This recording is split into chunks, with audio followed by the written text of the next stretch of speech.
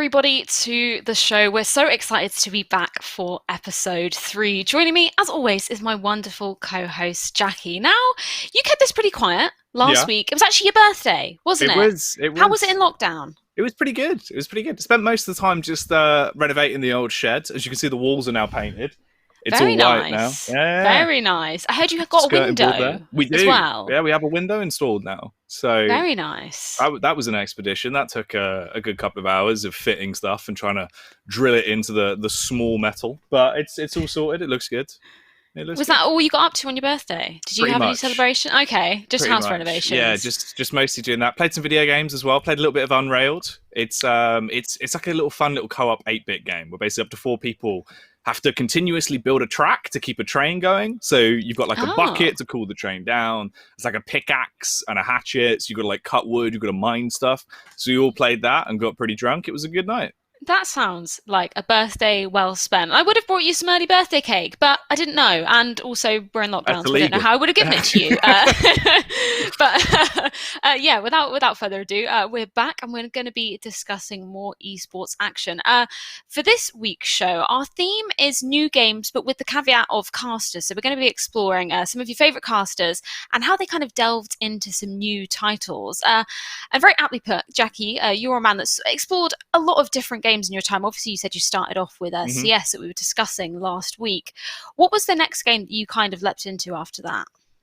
I think the interesting bit is it was CS into Overwatch, but in a completely different role, right? Because obviously it was when Faceit did the Overwatch Open and me and Sliggy were observing everything. So it was a big change in the sense of not only a different title, but a completely different role inside of esports where I'd only ever really done on-camera stuff. And then it was like, oh, now I am the camera. That's really interesting. I didn't actually know that you did that. What was that transition kind of like for you? It was good. It was an interesting time. I got to go to BlizzCon, which me and my friend Tom, we'd always spoke about going to BlizzCon together, and it finally happened. And he got to come along as a free VIP because they gave us an extra ticket. So that was a cool experience. A lot of long days in LA with Sliggy, basically, just observing Overwatch, and long nights in London as well with Reese and the boys at Faceit. That's really cool. What were kind of sort of, obviously the main differences you were kind of saying, not being on camera, you are the camera really to capture the game, which is pretty awesome. What kind of skills did you see that kind of differed? Was there anything that you kind of had to hone in more being an observer? Did it require like maybe a little bit more concentration on that part? It was interesting because it was quite fun where Sliggy would essentially control a lot of the first person stuff, and it got to a point where we realized our strengths in what we did, and I'd come up with loads of different like cinematic camera angles similar to the stuff that they do on most of the Overwatch shows now. It's kind of like what we started doing at Faceit, where we'd have like cams set up on one side of the teleporter and where people were coming out. We'd have like the nice smooth pan free cams. I just spent hours doing that, essentially, just panning and just going, look at this, if we time it right, it will go from this sign to that sign just as they spawn. Banter. That is so cool. I'd love to try observing one day. I think I actually tried it. Me and my friends, like years ago, we were sort of exploring all the different kind of roles in esports. And I was like, you know what? I'm going to try and observe a game of one of my friends, which is like, shit tier, Golden Over 4, that kind of quality Counter-Strike. It was very hard. So I respect Sliggy even more for being a top tier Counter-Strike observer. But also with you, we were sort of talking about the differing roles that you take on because you cast and you host as well, and sort of going across different titles doing that. Do you find that kind of difficult at times? It's fun. It's a new challenge. Like, it's always different every time, right? And the best part about working in esports is it's one of those where when you wake up in the morning, you're actually like, damn, I'm a little bit nervous about this one. That's kind of the best feelings to have because you find yourself in such a sort of normality. You're going, I know how to cast CS. Like, you feel comfortable going into the CS event. But when it's then like, you're going to be up on this stage, you're going to be doing stuff with the public, or you're going to be hosting this and it's a different title, you're going to be working on Hearthstone, it's like, it's just sort of dropped on you as, are you ready for this? And it's something you haven't done before. Those are the best days, right? Because you wake up and you're actually a little bit more like, oh, this is different. You're going to have to use a different set of skills. You have to kind of operate out of your comfort zone. And I think you learn the most from doing those types of things. So I'd say it's always fun trying to work on new stuff and doing different bits, but it's always enjoyable. Yeah, you kind of mentioned there the nerves that you sometimes get before a show. Do you have any kind of weird rituals that help you kind of calm down beforehand? God, Not particularly. At times, over the course of the Red Bull show, I would take out my chia pet at the start of every day. I brought in a chia pet because it was a 2 week long event, right, for the WoW stuff. So I'd water her. Her name was Charlotte. She was a lovely girl. That's amazing. We'd keep her growing. I'd make sure that she was watered by the end of the show as well to sort of zen out after the broadcast. But yeah, watering a chia pet was one. That was a 2 week special. Other than that, I suppose just having a banana. Having a banana. Yeah. Great. I mean, bananas are good for you. They are. Lots of potassium, Freya. A lot of potassium. I should start eating bananas. Because I've seen a lot of players. I can't remember who it was that had. I think it was a Bulbasaur at the Face It Minor, Right. and it did them very good. I can't for the life of me remember which player it was. Obviously, wasn't that memorable performance, but I did remember they won. And I asked him, was it the Bulbasaur that brought him luck? And he said yes. But it's kind of interesting hearing about different people's rituals, because some people don't experience nerves at all, right, when they go on. Like I see people who are super chill, and it's just like, I'm one of those people who has to, read through lines, make sure I'm knowing exactly what I'm saying as soon as I'm going on, and then once you're on, it's kind of okay. It's kind of like jumping into a very deep pool, maybe. Well, you've either just got to fully tank it and get exactly. in, or take the slow, like toes in, then a bit of thigh. We'll work our way in slowly. No, that's not how you do it, getting into a cold pool. Definitely not. You just cannonball. Exactly. We digress, as we always do at the start of every show. Talking about sort of new games that have come on the horizon. Obviously, Valorant is the really, really big one that we've started to see sort of come out of the works, and the esports scene already growing. Even when it was in beta, a lot of players were going over and saying that they were going to start becoming pro Valorant players. Have you played any of it outside of the beta now it's sort of been officially launched? I played about 4 or 5 games, I think, since it actually officially launched. I played a lot in beta, but I've only played a little bit since it fully came out. I still subscribe to the idea that it is 1.6 with spells. So it's basically like the the Warcraft 3 mod for CS. But it's fun. It is enjoyable. It's nice to have another competitive shooter in the style of CS on the block as well. I don't know if for me it really sort of pulls me in too much. I'd say it's an enjoyable game to play, but I'd still way prefer just playing a pug in CS. I feel like it's got more depth to it. Yeah, like I genuinely get that kind of feeling of when I'm playing Valorant. It just makes me want to play CS even more. Yeah. Not saying that Valorant is a bad game, but whenever I'm playing it, it's just like, you know what? I just want to go back to good old CS. We were actually talking about it before we came on air. I feel like Counter-Strike has kind of ruined a lot of other games for me. And you know what? I'm not even mad, because Counter-Strike is such a good game. But what do you kind of see for... I know it's hard to talk about the future of Valorant as an esport, and we've obviously seen a lot of orgs already jumping onto it, but are you kind of excited to see what happens with it? I think so. It's certainly going to be interesting. I hope we do sort of, as they were saying, about letting it grow a little bit more naturally rather than kind of what we had with Blizzard, with when Overwatch came out and it's very much sort of heavy hand.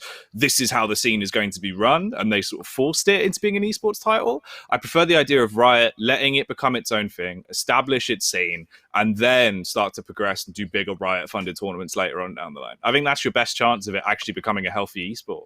Yeah, I think it's about that organic growth, really, because you see the best esports that succeed have that kind of organic nature behind them. And hopefully that will be something that happens with Valorant. I'm very excited to see what it will bring indeed. And of course, we'll be discussing it later with a couple of our guests. But I think without further ado, it's time to introduce our first guest. And this man, he really needs no introduction. It's, of course, Semmler.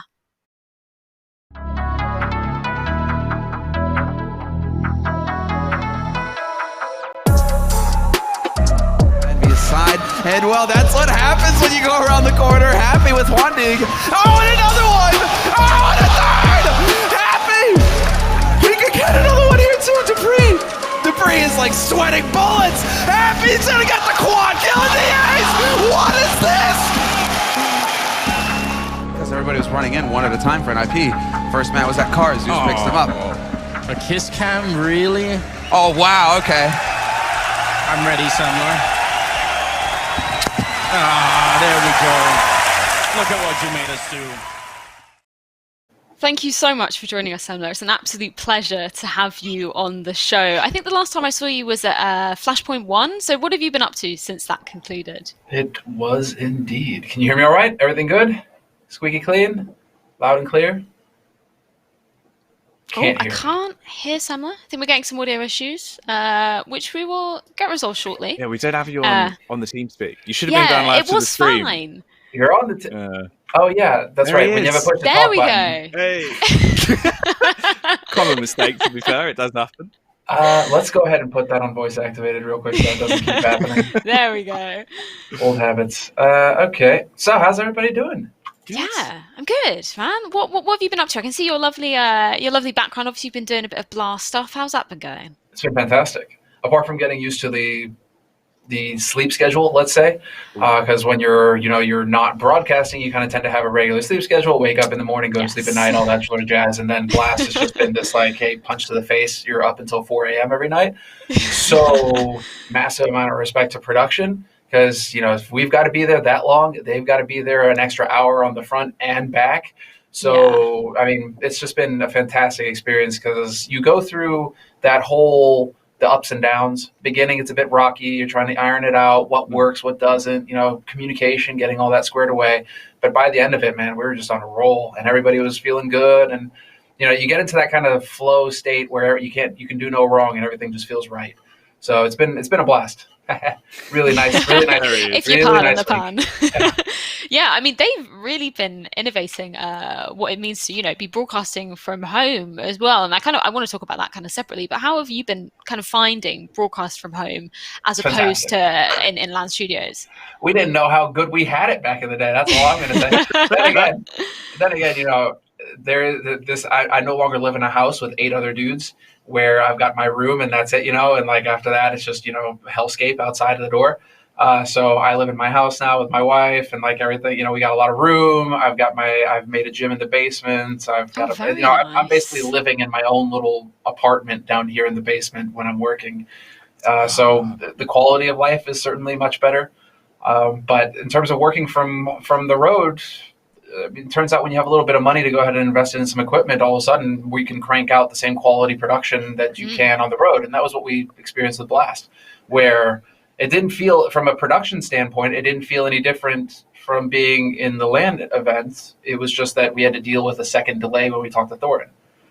So, which made banter and jokes really frustrating sometimes because obviously, you want to be quick and snappy and then, you say something and he reacts a second and a half later. And, so it made it kind of hard with certain segments. But apart from that, it's been fantastic working from home. I sleep in my own bed. I eat good food. I exercise regularly. Yes. My wife's here. Like, I'm living the dream. I've got nothing to complain about. Honestly, I've really noticed the food as well. I'm actually doing a week of no added or refined sugar, just as a challenge to myself to try and prove that I can do it because I really feel like I'm addicted to it. But day 3, and it's actually going okay. You're weaning off slowly. It has been hard. I have got some sugar headaches, but you know what? We persevere. But that's something that actually I could do now, right? Because I'm cooking for myself. I'm sort of in control of what food I'm eating. And I think it's sort of, Jackie, you've probably felt the same, actually being able to have a little bit more control. Obviously, absolutely love doing events. I can't wait until we get back to it. But it is nice to be able to kind of have that little bit of balance and sort of feel it out for a bit. I can. Yeah, absolutely. I think it's interesting, right? Because it's one of those where sort of like, as you were saying, Semmler, it gives you a bit more space to actually be able to eat things you want to eat rather than having to eat within confines of what's available to your event. It's interesting you mentioned about the basement, by the way, because I did wonder. I'd seen the perspective of the gym that you had built, and then obviously when you did the setup with the lights and stuff, and I was curious if that was in the same location because you got the little curtain that divides it, I'm guessing. Oh, no.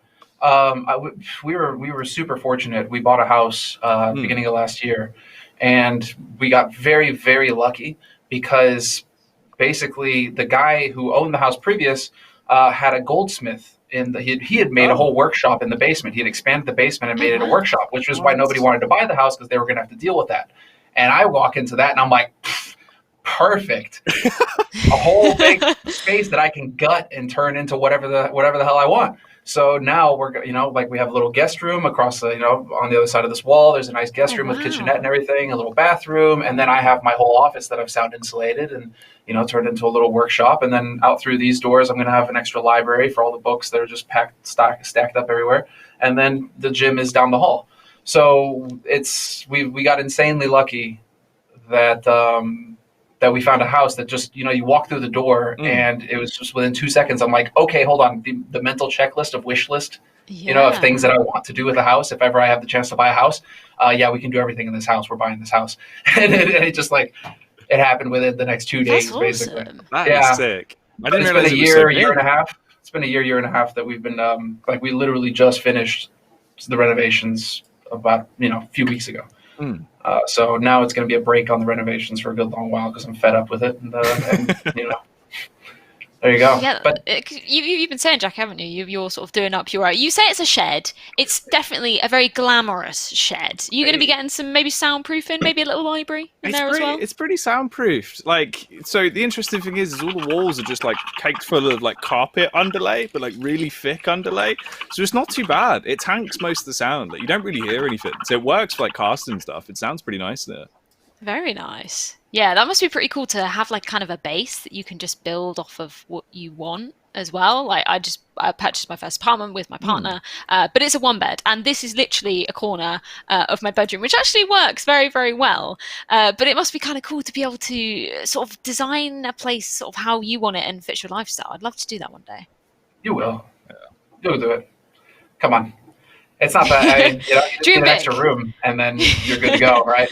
I think this used to be our living room. Well, the thing is that when we were in the apartment, I never worked from home because I was perpetually on the road. And then we got the house, and then it was like, okay, now we can go ahead and start looking at these options. And then, and then COVID happened, the lockdown happened, and then it's like, yeah, you're not allowed to leave home anymore. And I was like, okay, fair enough. Now it's just going to be full on renovations. Although in Stockholm, to be fair, in Stockholm they didn't really shut down. Life has kind of continued as normal. But the beauty of it is that we're very fortunate to be able to do our jobs remotely, online, thanks to the internet. And so it's just I keep joking about it throughout Blast, where I'm just like, well, we're stepping back to 2012 now, right? It's like just broadcast from your bedroom, boys. And now the mics are a little bit better and the webcams are a little bit better, but it's pretty much the same thing, It really and it's is. great. It's great that we can do our jobs that way, and that we can just kind of with the it's almost like a snap of the fingers, and there you go.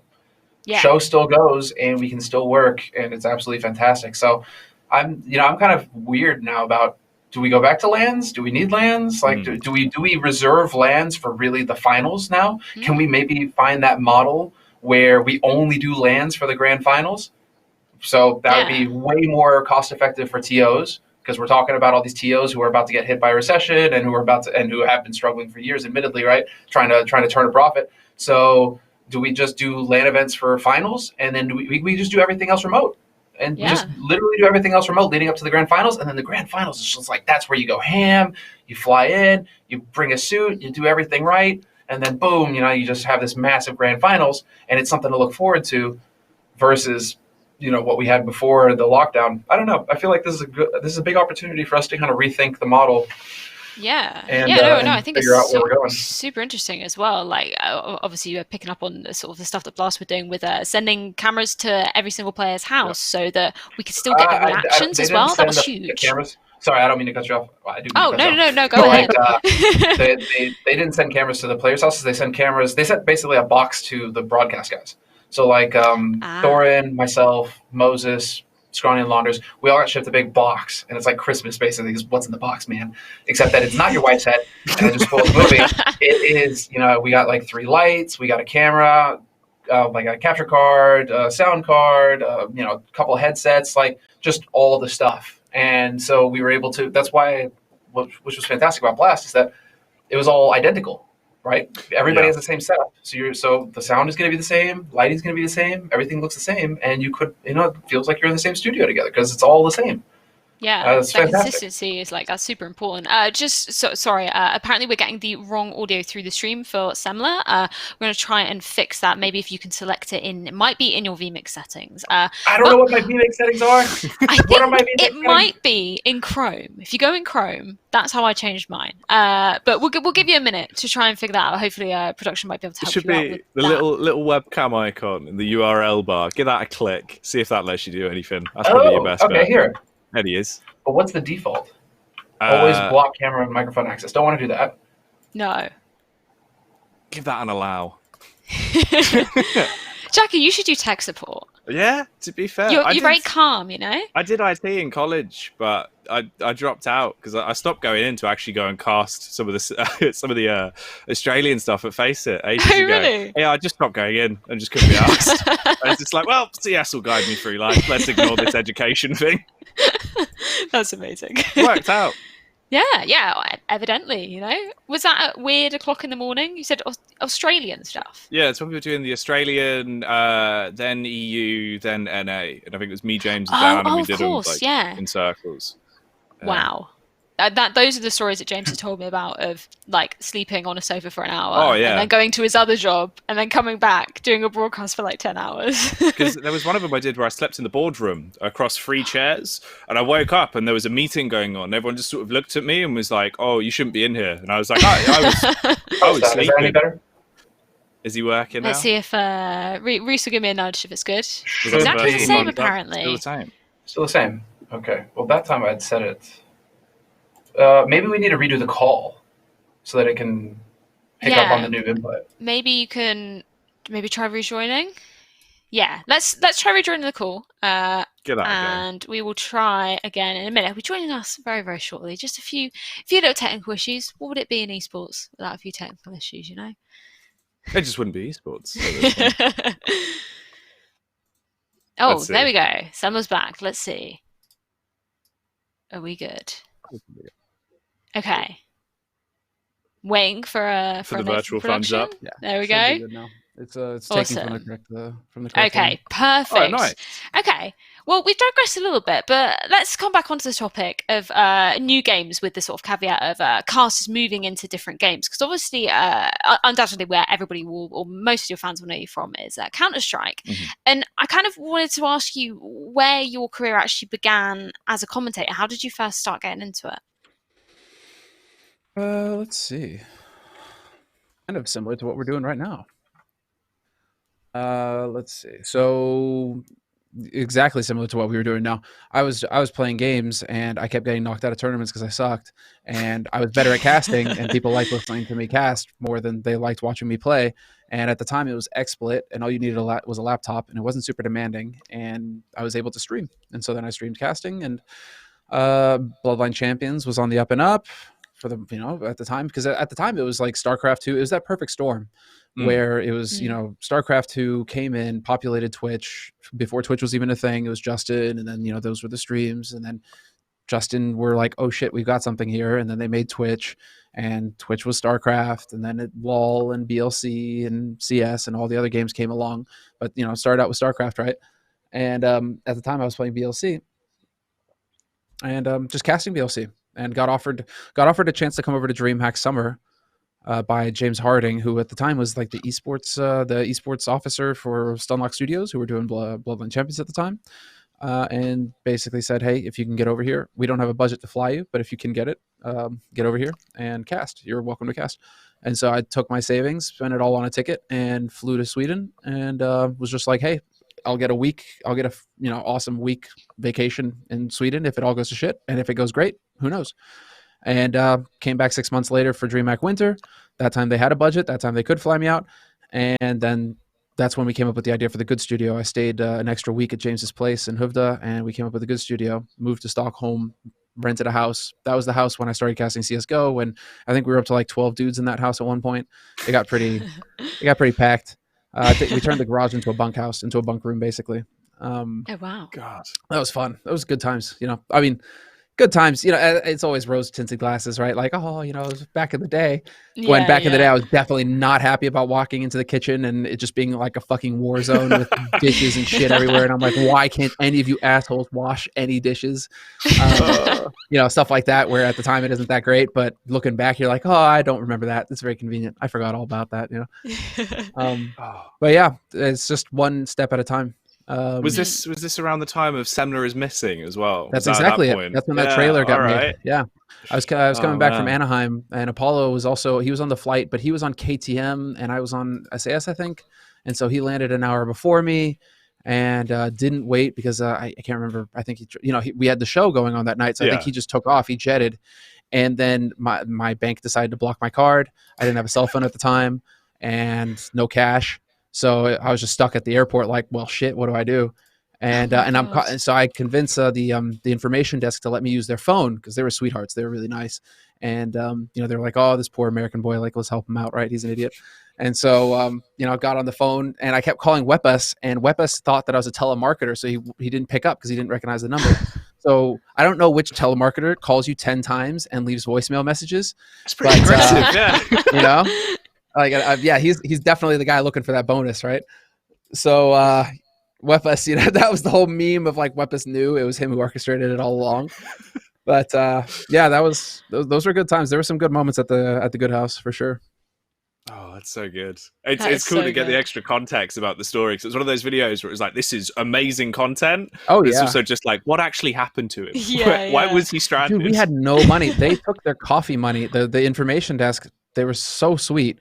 And my buddy QK went back. I think QK. Yeah, I think it was QK. But he went back afterwards and gave them money for me. Right, at the next time he was at Arlanda, he gave the information desk money to pay them back because they paid for a bus ticket so that I could get to the nearest Pendletog stop, so that I could then take that train into town, and then I got a cab from there to the house.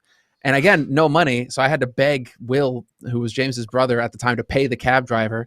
And Will just didn't want to help me. He was just like, fuck you, dude. What the fuck are you on about? I'll pay your fucking cab. And I'm like, fucking pay the cab, Will. I have money. I'll pay you back, you douchebag. Just fucking pay it. And like the whole time, you know, like we're trying to do this show. I'm already an hour and a half at least late for this. Like, could we just get it done? It was a total, like that back. It was a lot of fun back then. We had a lot of fun, you know. It was different, for sure, different times.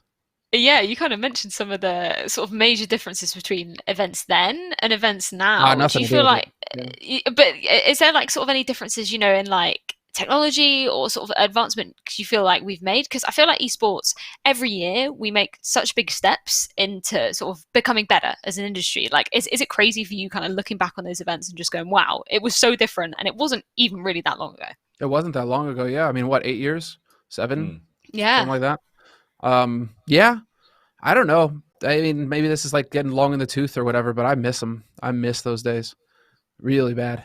But, you know, what are you going to do? Now it's all just very straightforward. It's all just kind of, you know, it's too much on the line for people, you know. It's not the same thing as it was back in the day when you'd walk into a hotel and see the CEO just, you know, at 5 a.m. drinking whiskey and shooting the shit with people. And then everybody knew everybody.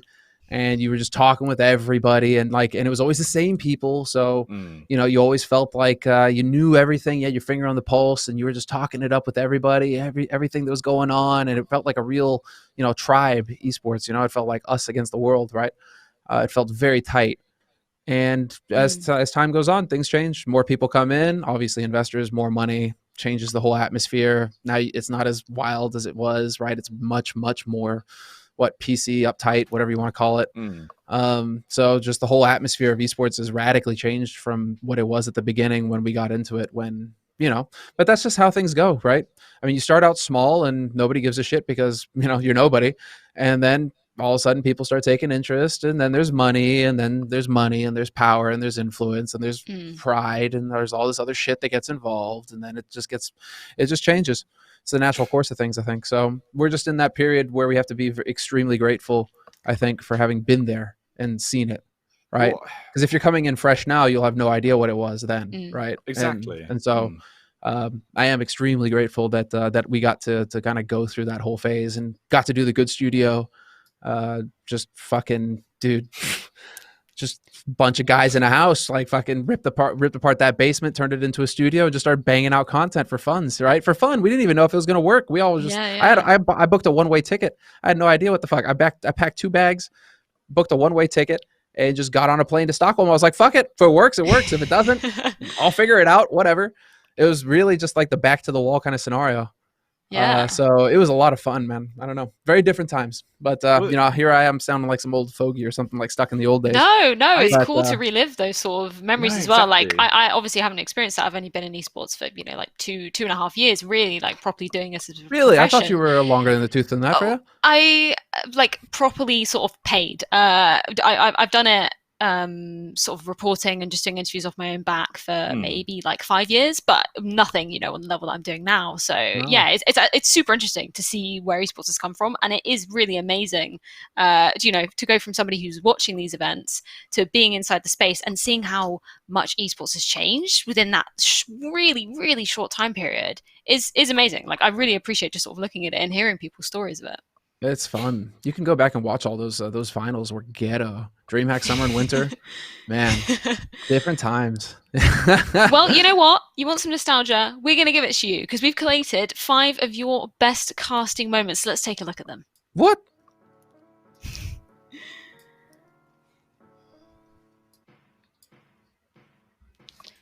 I like that Neo's, he's just letting them know as well. We know exactly what's happening here. We've got the smoke. So we've got number 5. Do you remember where this was? That changes everything. Scary. Yes, I remember this. This is amazing. I remember watching this live. This is awesome. Anders' face is still just the most what the fuck thing you frame it. It's just gonna take a single good Oh. And I mean, this was also where we were just blown away by the scale of things. Yeah. Like how quickly we were moving. Because I mean, we just went down that whole road where we went from an amphitheater with like 100 people in it to DreamHack Winter 2013, where there was like 1,500 people in it, which was already like what the fuck. Like none of us expected that many people to show up for the grand finals of the major, but the line at DreamHack was out the door and all the way around, nearly through the whole building. We're like, what is this? Walking up, it was so sick. And that's when we kind of like start get the inkling, like maybe something's gonna happen here. Yeah, Shoxy, oh god. I love this clip so much. That's the real difference, though. It's like it's crazy when you think about it. Because looking back now, I wouldn't get so excited. I think I might just be like, what the fuck are they doing? Because their spacing is so trash. So going like Shoxy, it obviously there's a point there in terms of commentary to discuss. Kenny, I miss God tier Kenny. He's coming back. He's coming back. Yeah, for sure. Now this one, everyone knew this was going to be number 1 because this was actually voted. Was it CS:GO put out a poll, didn't they, at the end of last year? Clip of the year. Yeah, this was the clip of the decade, I think it was, or maybe was it 20 it? years? I think it was. Yeah, it was the decade. Yeah. I mean, dude, I tore my pants and broke the chair because I jumped up at the end and just slammed back into the chair, and it was one of those cheap plastic folding chairs. So we needed to get a new chair, and then I kind of just had to, I don't know, walk around with my legs closed for the rest of the day because my pants were just torn open at the seam. Gosh, that's how impactful it was. It was so sick. That's actually I mean, Anders and I were talking about this back in Flashpoint. We got to spend a lot of time together. Actually, it was really cool. Moses, Anders, and myself, we were very fortunate to get a house, and thanks to Face It, in Flashpoint for obviously providing everything while we were in LA, because that was not the best of scenarios, but they did the best that they could, and it really did turn out pretty wonderful. So big thanks to them. But we got to share this house together, and so obviously got to catch up a lot, and it was fun because we were talking about that, the impact of getting more experience with commentary as you get older in commentary, and especially in specific games. You want to put it up to it's at first you get a little bit frustrated because you start thinking, well, I'm just getting jaded. I don't get as excited anymore because I've seen it all. And I guess what actually really happens is that when you just absorb so much Counter-Strike, you start to just see what's good and what's bad, and your excitement becomes more genuine, I think. Well, it's still genuine at the beginning. It's just that you get genuinely excited about retarded shit at the beginning, because like that Shoxy clip, for example, where the spacing is all just so bad for the players, they all come around one at a time. Now, if I was looking at that today, I'd be like, why are they going? No pro team would do that. One after another, after another, after another. No, they would stop and like group up 2 together or 3 together and go all at once, so maybe he gets one of them, but then he gets traded immediately. But back then, you're especially at the commentary, you're thinking like, this is sick, this is hype, Shoxy, oh my god, right? Like, oh, I did it, right? And so the hype is still there. It's just that you're getting hyped about things that now, given your experience watching CS and pro level CS, you would not get hyped about that. You'd just be like, why are they doing that? I mean, obviously he's going to hit all those shots. This Shoxy, he's not going to miss, golden opportunities like that. Come on. So Anders and I we were talking all sorts of stuff like that, back in the days, like how your commentary changes over time and how things work out over time. And I think that's kind of a perfect segue to sort of lean into more of our topic of the week for the show. And I want to talk about your sort of jump to Overwatch in a minute, but obviously taking that time out and not being commentating on CS and then coming back to it a few years later, did you kind of notice any major differences in terms of, like the teams, the play style, how the game had kind of evolved? Everything was so much slower. Okay. Yeah, I can kind of see that. Like the economy is just an abomination, and I don't think it's any one thing. It's just a sad. I don't know if this is. I have my theories, and again, discuss that with Anderson Moses. Obviously, I have my theories in terms of where game developers are trying to go. But I mean, if we at my most cynical, at my most dark, I'm just over here thinking these are just ways to just pump money out of people now that are skinned as games. They're not actual games anymore. They're just ways to get as much microtransaction money as possible out of people, and that's the long and short of it. And you look at Valorant now. I mean, look at that thing. It's just the amount of money that they're charging for skins in that game is just you get a battle pass, and now you get the skins, and and then there's going to be that next thing, and then and all of it is just kind of you feel like it's just a microtransaction machine reskinned with a game over the top of it. And CS:GO now, and all these top tier games now are kind of same thing, where what they're doing is that they're trying to appeal to the broadest possible market. And so at my most cynical, I kind of get frustrated because I feel like what they've done, trying to make every gun viable and trying to make it so that you can buy viable guns every round. Well, it's kind of taken away. Well, if every round is viable, then no round is special, right? If every round you could, like it takes away the emphasis on certain key rounds that you could build a whole story around and build the hype up for. That third round, that fourth round, right? Like, oh man, they lost the pistol. They're going to take it to the teeth for 2 rounds, but we're going to build it up to their first buy round. Let's see what they got in store for us.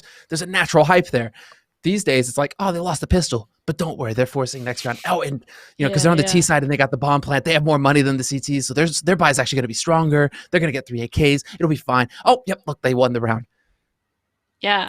And so it's drastically different from the game that I left and the game that I came up with, where there was a real pacing and tension that developed throughout a game of CS:GO.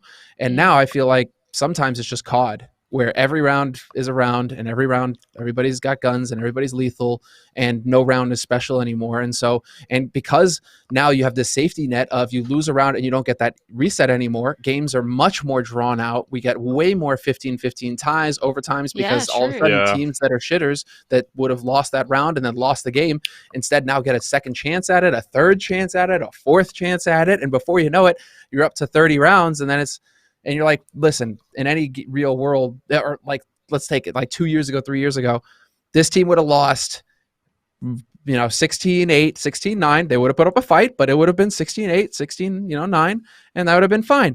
Instead, we're here 16-14 because they were able to get a few more rounds on the, because they could afford a couple more AKs than they should have been able to.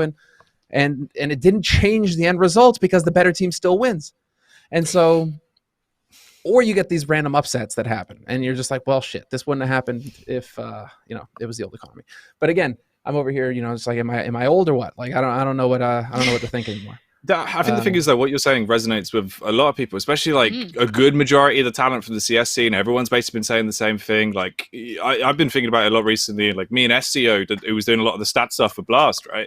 We were chatting about it, and we're like, it's ridiculous that there now has to be kind of a call for MR12 to change away from the standard format we've had for so long to fix what the economy has done to the game. And with reality, that's also the issue, right? Is then you still have that problem, but you've just patched it up by changing the rounds. Whereas what we need to be doing is literally saying, look, this economy is broken. It's taken away everything that gave the game its historic moments, that made it Counter-Strike. And as you're saying, has made it a lot more easily approachable. It's strapped out those rounds that were impressive. And it also calls back to the fact that, like, if you look at Valorant, right, although that game has an economy, it's not real, is it? Like, exactly. Like, they put it in there to go, we've got everything from CS, but the actual execution is to the point where you can buy every round. And that's what CS has become. And it is sad. Exactly. That's the thing. It used to be like, oh, that's not CS. And then you do that double take. Yeah. And you look at, shit, we're the same. Fuck. that office meme of it's the same person. Exactly. It's the same person. They both got the same economy. Like Valorant, you knew was going to be a joke when you get to hold on to your utility to the next round. You're like, okay, cool. So nothing matters anymore. Like, you can just die and hold, like, you save money, and then because of that, you can still afford to get guns. Like, the economy there is just whatever. It's not a talking point. No. I mean, Valorant is just DM with abilities.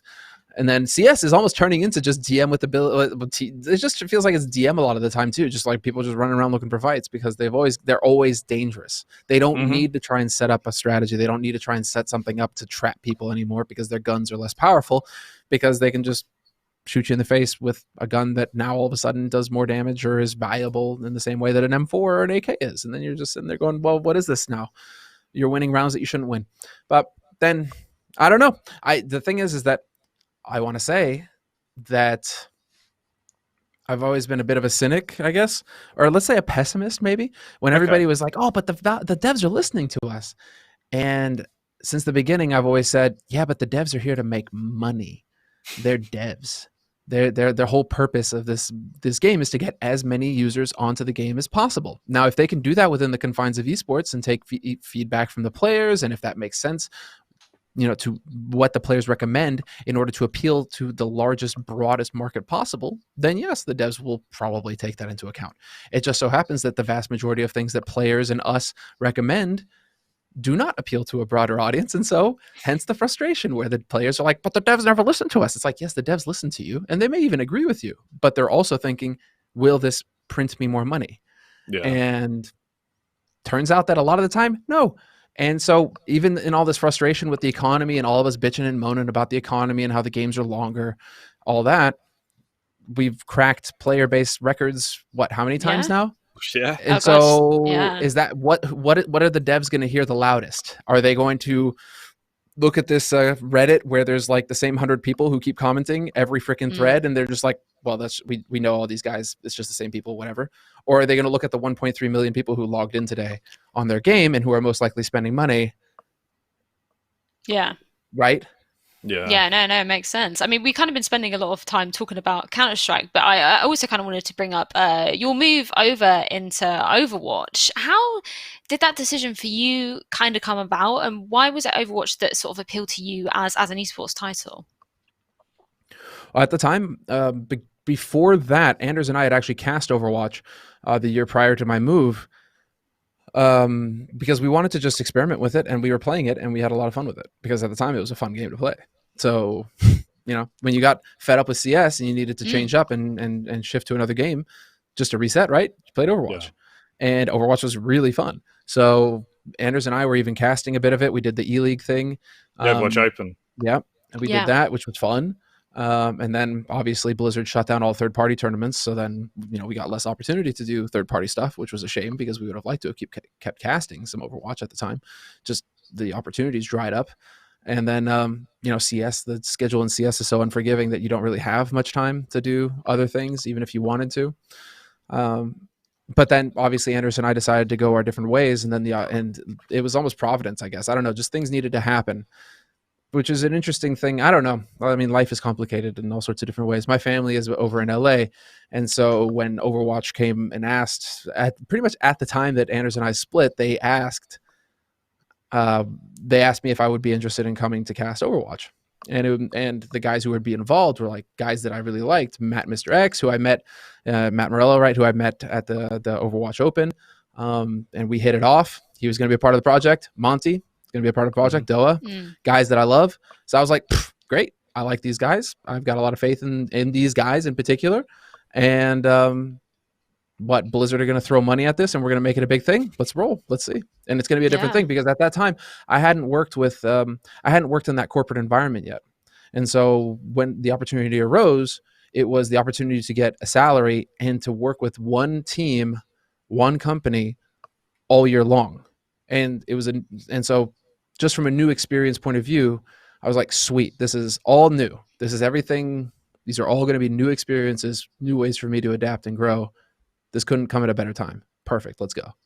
Yeah. Yeah, that's really interesting to kind of hear that about the sort of shift in terms of just the style of tournaments as well. Because I mean, back then we've kind of seen in this year there'd be less travel, obviously due to the current situation as well. But there was sort of planned to be less travel for the players and the talent as well.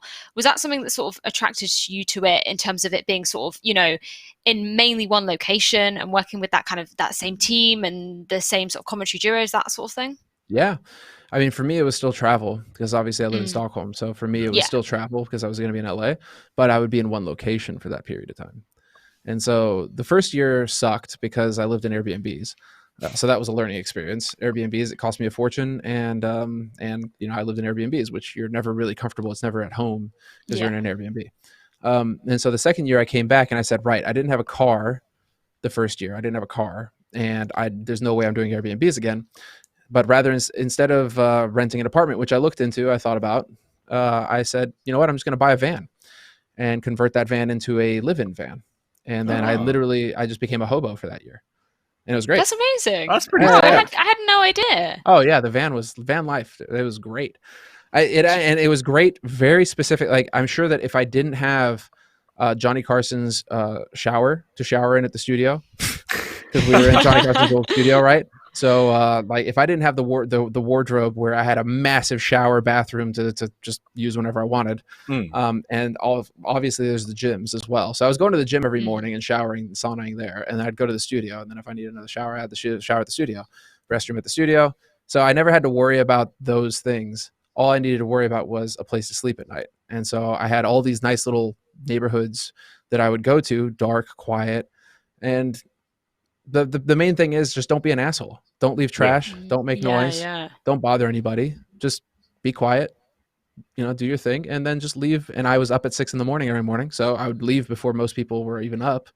And there you go. So it actually worked out. It actually worked really, really well for the whole season, pretty much. I just lived out of a van, and it was rad. That's so cool. That's something I kind of feel like when you go to events, you know, you're going to all these different places, but you kind of normally just go from the studio to your hotel room, and that's it. Like, you don't actually get to see any of the place. Did this kind of allow you to explore the area a little bit more? Oh yeah, went out to Joshua Tree, went out to Idlewild, just went to you know, wherever I wanted. That's the thing. The freedom of having the van all of a sudden is like, oh, I've got 3 days off. Let's go up to Yosemite.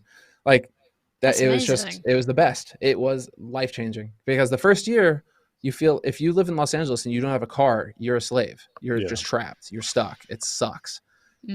And so getting out of that and having a car again was just that, all of a sudden, even just having a car again was just the freedom of having a car and being like, I'm going to go to Santa Monica today because I feel like it. And it's not going to cost me $50 in an Uber or $100, whatever, if there's traffic, right? I'm just going to hop in my car and go. And then it turns out that car is also your apartment. So you're always home. I'm going to go to my friend's place. I'm going to get trashed at my friend's place. And then instead of having to drive anywhere, I'm just going to, you know, hop on out and go to sleep. You know? That is amazing. It was legit. It was actually pretty, you know, it was pretty awesome. I'm not going to lie. It was a pretty good year. I mean, Overwatch became harder and harder to cast, and, you know, Blizzard, things took a turn for the worse and everything. So, I mean, it got harder on the professional side. But at least on the living situation, you know, I had that to balance everything out. It was good. I suppose that's also a big help as well, because at least that way you've got your own place to call your own. So your mental health's better than obviously having to jump from Airbnb to Airbnb. Because obviously with everything that went down that second year of Overwatch, I imagine if that was happening and you were still stressing out about, like, where am I even living this month, it probably would have killed you, man. Oh, I'd have just, I'd have been done. I wouldn't have been interested anymore. I probably would have just ducked, to be honest, because at that point it's just like, I'm living over here for what, you know, because Stockholm is home and my wife is in Stockholm, and we bought the house in Stockholm at that time, which I was joking about. You know, it's like, my wife gets the house, I get the van, and you know, and so we did all of that, and then you know, it was a bit silly. It worked out. It was a really good year. Again, I'm very grateful for that. Like, there are many opportunities, and you got to take the good with the bad. But that's definitely one of the good, where it was a balance, actually. You know, it was interesting how it all worked out. But, I kind of wanted to ask you as well, like, just from a sort of spectator's point of view, when I watch Overwatch, I can't get over how sort of hectic it is, how fast paced it is. How did you kind of adapt coming from CS, which we were kind of talking about was, you know, a little bit slower back then, and then going into Overwatch as a game? What did you kind of do as a commentator to sort of adapt to that? Hold on. And there's no other way around it. You just have to strap in and just get your reps in. Yeah. Because you're going to through the chaos of Mercy meta at the beginning, and the cynicism of it too, because especially coming from CS, where it's like, you're dead, and you fucked up, you're dead. Yeah. To going to, you fucked up, but oh wait, hold on, you'll get a second chance because there's a hero that can literally res you and bring you back to life. You know, I had to wrap my head around that, which was interesting, but also just the pace of it. It's fast. Overwatch is fast. You come out of casting an Overwatch match and you are drained. And it was just holding on. And I was very, very fortunate to have Hex at my side, and we understood each other. He was very good and made up, let's say, carried me in a sense. If I started to flag, if I started to struggle, he would be there to pick up the slack until I could get my feet under myself again. And then, right. And for the first few months, it was us just kind of playing that game of back and forth. What works, what doesn't in the cast, who needs to take what, and where do we need to lean? And it was figuring it out. But the main thing when it comes to casting is that you need your you need to be friends with your co-caster. You need to have an understanding with them. If you hate your co-caster, it's not going to work, period. You need to be with your co-caster. I've always believed that you need to be able to go to the bar afterwards and have a beer with them and chill out. Because if you don't like each other, if you don't get along, it's just not going to happen. Because if things hit the fan, you need somebody you trust, who can have your back and who's going to look out for you. And you need to know that it's both ways. But if it's a one-way street, that's where casting pairs fall apart and things get nasty. So luckily for me with Hex, he was a total baller, and we hit it off and everything went very well. Oh, dude, that's the other crazy thing as well. Is I remember when I sort of first met him was that BlizzCon back in 2016, right? And I still remember we went to the after party afterwards, and he was talking to me and was saying how he wasn't sure if he was going to get this DreamHack event that was coming up, and wasn't sure where his career was going to go. And you're just like, man, if only he would have known how good things were going to go for him back then when he was worried about stuff, because he killed it. He did well, and he was such a nice guy outside of actually working with him as well, which is why, as you're saying, I think it's one of those where you can just connect with that person and be like, all right, you're a really nice guy. This is way easier than it would have been. Hex is good people, dude. Yeah. He's good people to the bone. So, you need that. I think, especially if you're going to be in the trenches and you're going to be going long days and it's going to be stressful and you're going to have shit go against you. And you just need to, especially when it comes to commentators, I've always seen commentators as duos in that sense, because you're a team at that point. You have to have each other's backs. Yeah. And so Anders and me versus the world, Hex and me versus the world. That's always how I've seen it. Right. And, and it's all good. It all worked out. And Hex is still crushing over there, so as far as I'm concerned, he's doing well, and we'll see obviously where things go. Yeah. Well, I think something else that you're known for, alongside your incredible casting talent, of course, is your amazing sense of style and your suits. So we've actually collated a little fashion show where we're going to ask you to rate some of your own looks, and we're also going to ask you to rate some of the other casters' looks as well. Okay. Which I enjoyed getting these images thoroughly, because Jacky as well, we're both very into our fashion. So we're going to take a look.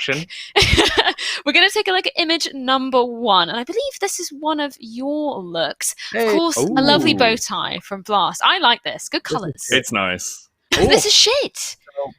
So I'll walk you through it, right? The bow tie could have been tied better. I did a poor job of tying it. It could have been tied better. But also look at how the collar falls around my shoulders. And you see that gap between the collar of the shirt and the collar of the jacket. It's far too wide. Far too wide. You can see a little bit of a gap along the top there, which means that it's a poor fit across the shoulders. It's too tight and across the chest. And so it's pulling the jacket open, which shouldn't do. It should be resting along the collar of my neck. It should be resting casually right across the front. And so, unfortunately, but this was a last second, me having to scour Stockholm to find what I was what I wanted. And this was the closest thing I could find. And I'm like, fuck it. We're going to roll with it. And hopefully it fits well. And they did a good enough job. It definitely didn't fit this well when I got it. So it was the best that we could do at the time. But if you have an eye for detail on these sorts of things, you're going to notice a couple of details that really stand out in terms of I could have had a better fit around the collar for sure. And it was a little bit tight around the shoulders. You can see my shoulders kind of pop out a little bit in the these are subtle details, guys. I did not notice any of this when I was shoulders kind of come out a little bit in the arms there, and you don't want that. You want it to be a clean fall down. Interesting. But what are you gonna do? Out of 10, what would you rate it? 6. 6. Okay, that's solid. That's still pretty good. It's still all right. Yeah. It's a great look. I'm a big fan. We can improve. We're going to move in to image number 2, which is personally one of my favorite looks that I think Launders has ever served. Look at this, the photo as well. He's looking this is what's flawless. Wonderful about Southeast Asia as well, is that you can get suits down there and fully tailored. This is a tailored suit, and I think he got it for $100. and it's fully What? tailored to him, done by hand, the whole 9 yards. And that's the beauty of like the suits that I've got now are a little bit more not they're pretty fair price considering, but they're made in Hong Kong, but they're made by Savile Row tailors. So Savile Row, you go to Savile Row, you're paying thousands of pounds, whereas for me now it's costing me a couple hundred. So there's a difference there, but like Southeast Asia, that's where it's at. When you want to get fantastic couture, like actual suits and tailored suits and shirts and everything, that's the place to go. And so, Launders is a savvy fellow. He jumped on that opportunity when he was down there. And I think most of his wardrobe now, if he's got a suit on, it's coming from down there. He did his due diligence. This is amazing. I love He's the overall such a package. handsome bastard. Yeah, I'm so jealous. Oh yeah. Look at that. I mean, I can't even measure up. I mean, I'm giving it 10 out of 10. Yeah. I don't even care what you guys think. He's such a suave guy. Look at that. Oh my god. Okay, That's a our good third look. image, we're going to swap back to you, Semmler. This is a little tweed number, I believe, with an orange tie. I think this is a little bit of a throwback, but I love your the pocket square as well. Lovely. I love that pocket square. You'll find pocket squares and they stand out to you and they just grab your eye and you're like, you got to get it. And when you buy clothes, always just trust your gut.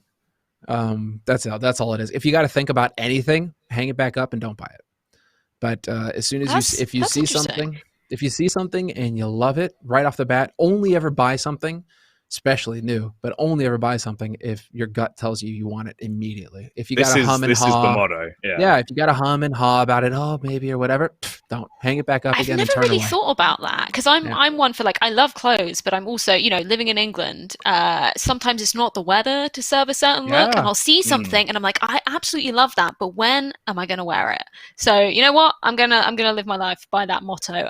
Somebody who definitely also lived their life by that motto is James Bardolph in this next photo. This is amazing. Where on earth did he even get this from? He is such a baller. Bardolph is such a G. I love that guy.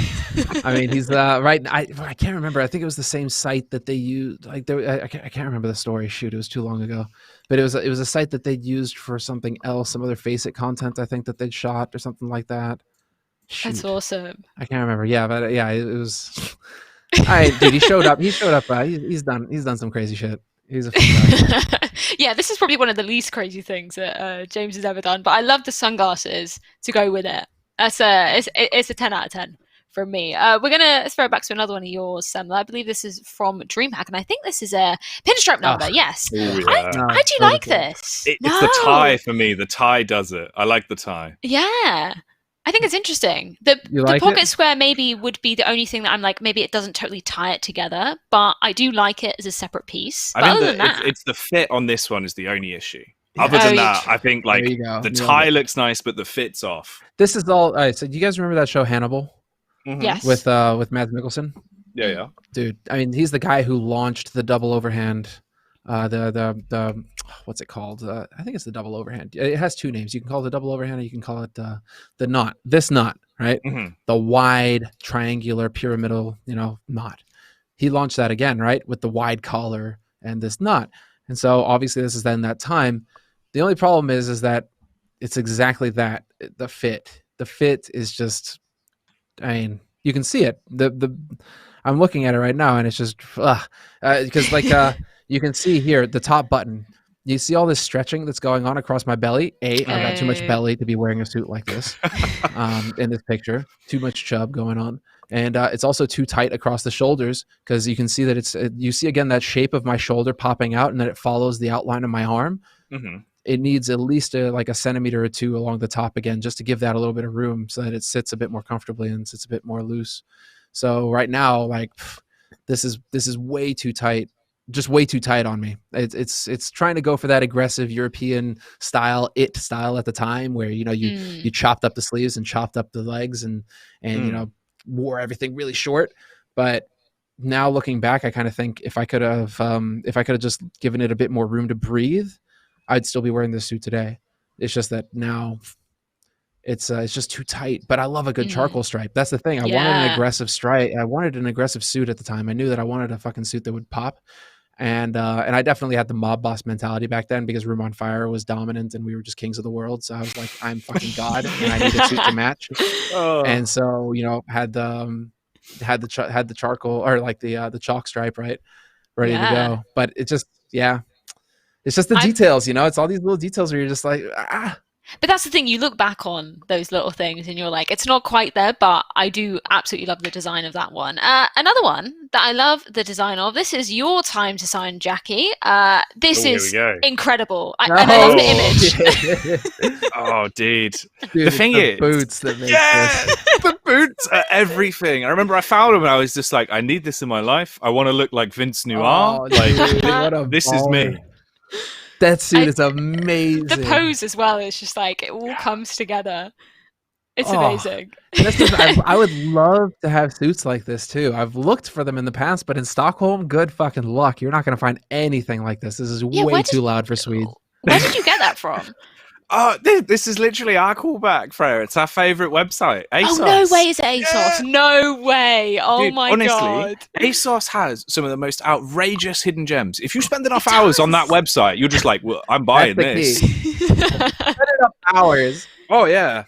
You got to like, you know, play around with the keywords and just fucking look through everything. But when you find it, it's like, well, I'm buying it and this is my life now. Exactly. Semmler, we're going to throw it back to a little bit less outrageous one of yours, but I am a big fan of this color, and I feel like even though, you know, I haven't felt it, but I feel like I can feel the material. It looks really cool.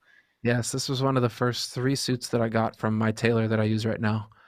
And this suit was supposed to be the kind of crazy one, and it actually turned out to be my favorite one.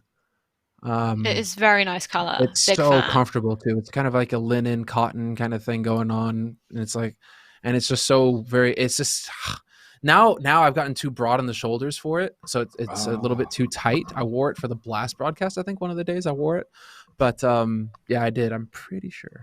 But the thing is like now it's just a little bit too snug across the shoulders. Sadly. It's a problem when you start lifting weights is that nothing fits anymore. Yes. Yeah. It is a very nice look though. It's I love this suit and it's so comfortable. And that's the thing. It's a tailored suit. And I would say to anybody out there looking to get a suit, like if you spend just a little bit more money on a tailored suit, it'll make a complete and utter world of difference. It's nothing to do with off the hanger because it's made for your body. And so it's just going to feel like you don't feel like you're wearing a suit. If it fits correctly, you're good. You don't feel like you're wearing anything. It's just comfort. And that's where I can totally get. That's where I didn't understand guys who would fly on planes wearing suits. I always thought, man, that's got to be the most uncomfortable thing. Why would you ever do that? And then I did it in not this suit, but my charcoal black and red window pane suit. I had to rush from the show to the airport once and I didn't have time to change. And so I flew in that and it was like flying in pajamas. That suit, like the suit is so comfortable that you're just, it was the most comfortable flight I'd ever had. And I was like, oh, I get it. Okay. I see what they're about. Yeah. If the suit fits, it's like pajamas. If it doesn't fit, it just sucks. I get that with seeing people wearing skinny jeans on flights. Like, I just don't understand how people can do it. Like, any type of skinny jean. I feel like the circulation in your leg, especially if it's a long flight, would just cut off. Like, absolutely not. We've got 2 more. We're going to show you a classic from Henry G. This is, like, super, European, very trendy with the jeans. He looks like a very naughty schoolboy. He does. I mean, I just picture him coming out of a pub in London somewhere, you know? Yeah, yeah. Oh, yeah. He's so British, it hurts. It was a beautiful look. I'm a big fan of the blazer. I was a big fan of this too, and then he decided to go all, I don't know, rockabilly or something. And, I mean, he still looks good. It's just he doesn't have. I'm a big fan, and I make no bones on this. I'm a big fan of wearing suits and shirts and ties and putting some attention into your look for a stream, because if somebody tunes into the stream and they just see a bunch of guys in t-shirts, why are they going to take that stream seriously? Because if you don't take your appearance seriously, if you don't show that you put some effort into preparing for the show, right, why are they going to think that anything matters? So if you show up in shirts and whatnot, it's just like, okay, cool, who cares?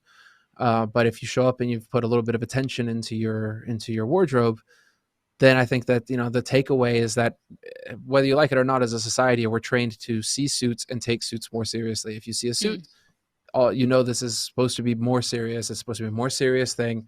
And so, or like something with gravitas, something that you should take seriously. And so that's why we went hard when we had the chance and the money, obviously, We took that hard shift into wearing suits for the broadcast. And I even got, Anders to get that blazer. I was just like, dude, button up shirt and blazer. You can at least do that. And we started to try and hard shift into that, because that's what people expect to see in a world-class broadcast. They expect to see people who are here to do a job and do it well.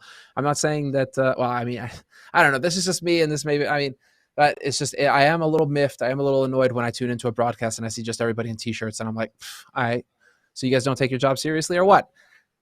No, But, I totally agree with you. you know, That it's about that kind of presentation and stuff. And I feel like you were kind of, potentially one of the leaders for sort of leading the way and going, hey, like, this is how we should be dressing to sort of mean business. I think it's fair enough. We've got one more image. This is my personal favorite. It's not a suit, but it's one of Maniac from back in his DJ days. I didn't even know this existed. Look at this. What an outfit. The dog tags, the guest bell. It's a look. He's serving hard in this one. He really is. What The a face as baller. well. Man. He's got that look. Is it the blue steel or the Magnum? I can't tell. Oh, man. Face Hunter looks so different these days. It is amazing. What a fabulous one to end on as well. It is really interesting, sort of looking at sort of people's outfits, and like you were saying, some kind of the appearance of people, and making sure we mean business as well. And something that I thought was interesting, I think it was after speaking to Frankie after she went on one of the LEC broadcasts, is that they actually have personal stylists there. They kind of pick out the clothes for you. And I'd be interested to hear from you, Semmler. Do you is that a way you want to go, or would you actually prefer to be picking out the clothes yourselves, because it's more about your sort of own personal expression? I think it has to do with personal expression. It has to do with personal responsibility. That's an interesting point, because I was reading a book called 11 Rings. It was Jackson's book on winning the NBA championships, right? He was talking about culture on one of his old teams, where when he first started out, they didn't have anybody doing their laundry. The players did their own laundry, and the players did their own shopping, and the players did, right? There was a lot more that you were involved with and that you took responsibility for, and that added to bringing the team together and bringing the value, the worth, right? Versus getting pampered, and versus getting everything taken care of for you. Yeah. And so there was definitely something, I was having a bit of an internal conflict with Overwatch League. Well, I didn't, because I said to the, it was essentially the first season, I was like, I'm dressing myself, and there we go. Because I brought all the clothes over, and they bought some stuff that I used, but I would choose what I wanted for that day based on how I felt. But then, to be fair, we also had, we had stylists that were laying everything out and doing everything, and certain casters wanted that, and that's fine. I just wanted to have control over what I wore, because I did, for that very point where it feels like self-expression. It feels like this is, I'm going to dress, maybe I'm feeling a little bit moody today, whatever. Like maybe I'm not feeling great, so I'm going to wear some darker colors, or maybe I'm feeling really happy, so I'm going to wear some, colorful stuff. Like, I don't know, but it's, the clothes are kind of tongue-in-cheek getting in there. Yeah. And so I think as soon as you stop caring about the clothes, it kind of removes the gravitas or the importance, and you start kind of, it's one thing that could lead to, I don't know, mediocrity, or you stop taking it seriously. You stop, it's like, oh, whatever, they've laid the clothes out for me, I don't care, it's fine, I'll wear whatever they put there, Yeah. You see what I mean? In terms of the mindset, there's a difference. Totally. It's also, it's the first thing that your eyes visually catch as well, right? Like, you tune to a stream, it's like, damn, this guy looks good. Like, that's crazy. Like, it's also, as you were saying, it's an easy way to show your personality. And I think if someone else is doing that for you, it's a matter of, unless it's strictly you go over everything, you're like, I like this, but this is the kind of style that I want. You have to explain to them exactly your tastes. It's hard to ever truly get outfits that you would buy yourself, which, I don't know, I think it's a weird one. I'd agree with you on that sense. It's more a nature of how you want to express yourself. To be fair, obviously we had some great stylists at Overwatch League, and there was a lot of back and forth in terms of, Haley obviously catered to what you wanted, right? And in that second season, I definitely started to just follow along with what she wanted, and we kind of aligned. She knew what I wanted, and then she went and got, and then there was, there you go. And so there was more of a team effort for sure. And I think that's the only way if you're gonna work with a stylist. And it is very, very, it's very interesting to be able to say that. Like, never thought that I'd be able to say that. It's like, oh, my stylist. But it's like if you're going to work with styles, it has to be a team effort. There has to be some kind of communication back and forth, because you're not just going to want to throw something on and not feel comfortable in it, because then you're just going to be feeling, like a dressed up kid. Definitely different. Yeah, that's something I was going to say as well. Is like, for me, clothing is really sort of, if I don't feel that I look good in something, then I'm not going to feel comfortable in myself. I'm not going to feel good on the broadcast. Like, it kind of all rolls into one. It's I don't know whether it's the same with guys, but especially with women as well. There's so much choice out there. Like, I do get very overwhelmed, especially when sort of shopping for sort of more business wear, stage stuff. There's just so much out there. So it's very interesting, kind of hearing it from a guy's perspective as well. Of like, actually, yeah, it is the same. It's sort of about the self-expression and an ability to put yourself out there in sort of a visual way, as you were saying, Jacky. But I think it's about time to get our second guest of this evening's show on with us. It's, of course, Onset. My name is Mark Onset Hatcher. I'm an esports commentator for Gfinity. The reason that I got into playing FPSs and FIFA, like FIFA I used to play with my friends. We used to, and I don't recommend this to anyone at home, is like we used to bunk off college and go and play Halo 2 on the little machines that they had, like in the game stores. When I used to compete, it was 8 to 12 teams, people bringing their own consoles and one person being streamed, and maybe, if you're lucky, a camera on, a couple of players who were casting over it. It was very, organic, very grassroots. There's nothing left to do but just to get into it. So 3, 2, 1, let's go. I actually can't get out of this, by the way. Thank you very much for joining us, Mark. It's been a hot minute since I last saw you. I think it was at the Face Ignite. It was, yeah. Yeah. What have you been up to since then? It's been an interesting few months. I think everyone's kind of bored of saying that now, but I've been super busy doing different games.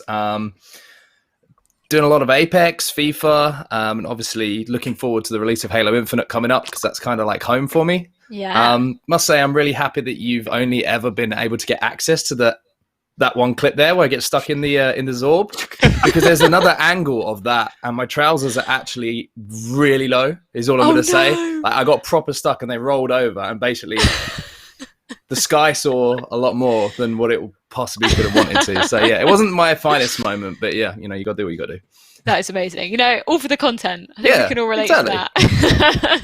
Well, it's fabulous to have you joining us on the show. And as you kind of mentioned, very on brand with this week's theme of talking about new and different games. And actually, even though I've spoken to you a lot over sort of the past couple of years, especially, I think it was the Omen Esports report. That was the last time I saw you. It wasn't that long ago. I was kind of interested to sort of hear about your story of getting in. Obviously, we saw it alluded to there with you sort of, bunking off college, playing a bit of Halo. But sort of coming from a player into the casting kind of role, what was that like for you? It was an interesting decision because, I heard Semmler talking about it earlier. We were in kind of the glory day and the Wild West of esports, where everyone was kind of just rolling up and playing for the love of playing and everything like that. But I was a little bit older than everyone else, not by like a huge margin, but where real life kind of started to get in the way of me wanting to compete. I'm like a super naturally competitive human being. I've played sport at a decent level, like growing up when I was younger. So when I got into games and things like that, it was like, all right, I've got to be the best. I got to play. I know I've got to practice X amount. But when you work in a job and you have a girlfriend and things like that, it's kind of like, I know I can't put the time in to be the best. So I was like, okay, I want to stay involved with this though, because I love the game. I love the people who are here. I love the friends that I've made along the way. And it wasn't quite the same kind of process as it is nowadays to become, an on-screen talent. It was more, there's an event going on. can I jump on and do a little bit of commentary? Yeah. So that was kind of how the ball started rolling, so to speak. And I kind of got a little bit lucky that someone dropped out on the Sunday of a tournament or something, or couldn't get there. Really? So I drove up it was an iSeries event, I believe. I drove up and that was my first ever piece of commentary that I did. And it was awful. I watch it back now and it is so bad. But hopefully I've got a little bit better since then.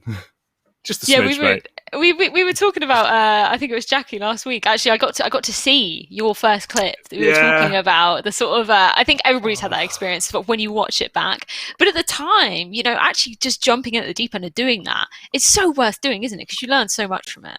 All the best things in life are when you're jumping at the deep end, right? You got to take those risks. You got to jump in. You got to see what happens, because what's the worst thing that can happen? You don't do it again, right? That's it. But if you don't try, you'll never know. And I just remember the first time I sat down, I was more nervous doing that than I was playing, than I've ever been competing, than I've ever been in exams. Anything in my life. I just sat down and went, oh my God, everyone's actually going to be watching me now, and what I say matters. So it was like a proper nerve-wracking experience. But once I did it and came out of it, it was such like an adrenaline rush that felt like, you know, it was as close as I knew I could get to playing a game and making a big play and, you know, winning a series or something like that didn't involve playing. So from then I fell in love with it. It was all I wanted to do.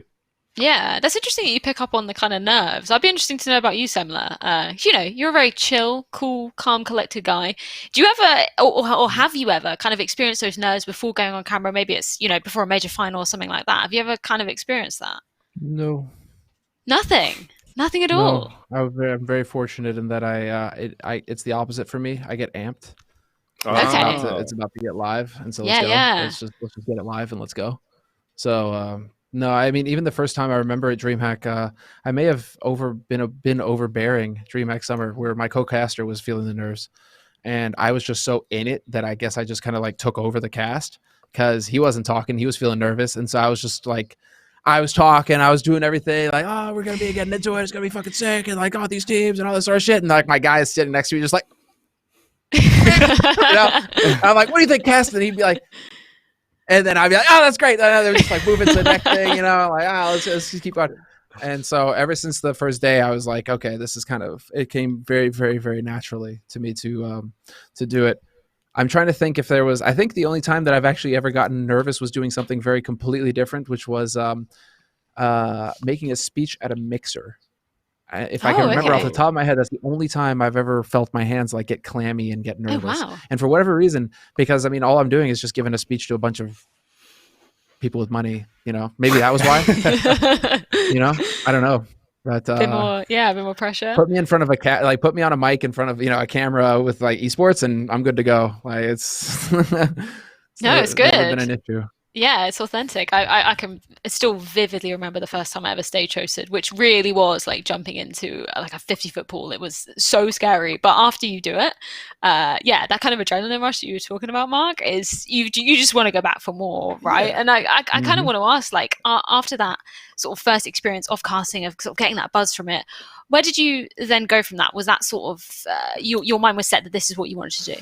I went back to work. That's what I did. Went back home, drove back home, got up the next day and went to work and did the same thing for, you know, another year or so. And how I kind of got a break, so to speak, is I got asked to do the Halo qualifiers. It was like an online thing that Gfinity were running at the time. And I went in and I was actually covering for someone who couldn't make the first week of it. It was only going to be a one-off thing, but I did that. And then I got asked to do all of it. And I was still working my full-time job and sort of just thinking, you know, this is really fun to do. As I say, it was never intended to, I don't know. I had like some doubts that I was good enough to do it and get over that sort of thing. But after that, I got asked to do the live event in the UK, which was kind of the culmination of the qualifier. And then I thought, okay, that was really fun. I just felt really lucky to be in that position where I was doing something that I'd enjoyed and it was, you know, a hobby. But then I remember it was the weirdest thing happened because I got a phone call at like 3 a.m. Like a couple of weeks later, and they're like, "Hey, it's X and Y. We want to get you out for the Halo World Championships, the finals in LA." And I was like, "Well, this is a big, you know, didn't expect this. I've only just started. Like, what's going on here?" And then I flew out there, and it was the most surreal experience because, you know, the thing about European Halo, and I'm talking specifically about Halo here, and it's such a North America dominated esport. It's not like Counter-Strike where, you know, you have different regions who have their strengths and weaknesses. It's all North America. So all of these people that I was flying over to see were my heroes growing up, the ones that I'd stayed up till 6 a.m. and then watched play. And I remember I was really lucky in the fact that Sims was doing it, who obviously I knew really well. And also Miles Ross was doing it, who obviously does Call of Duty now.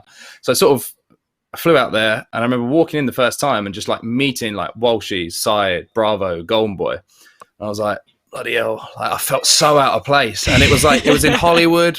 We had our own trailer. Like people were bringing us everything we wanted. And I'll never forget someone asking me if I wanted, if someone knocked on the trailer door and asked if I wanted a coffee while I was sat with the coffee.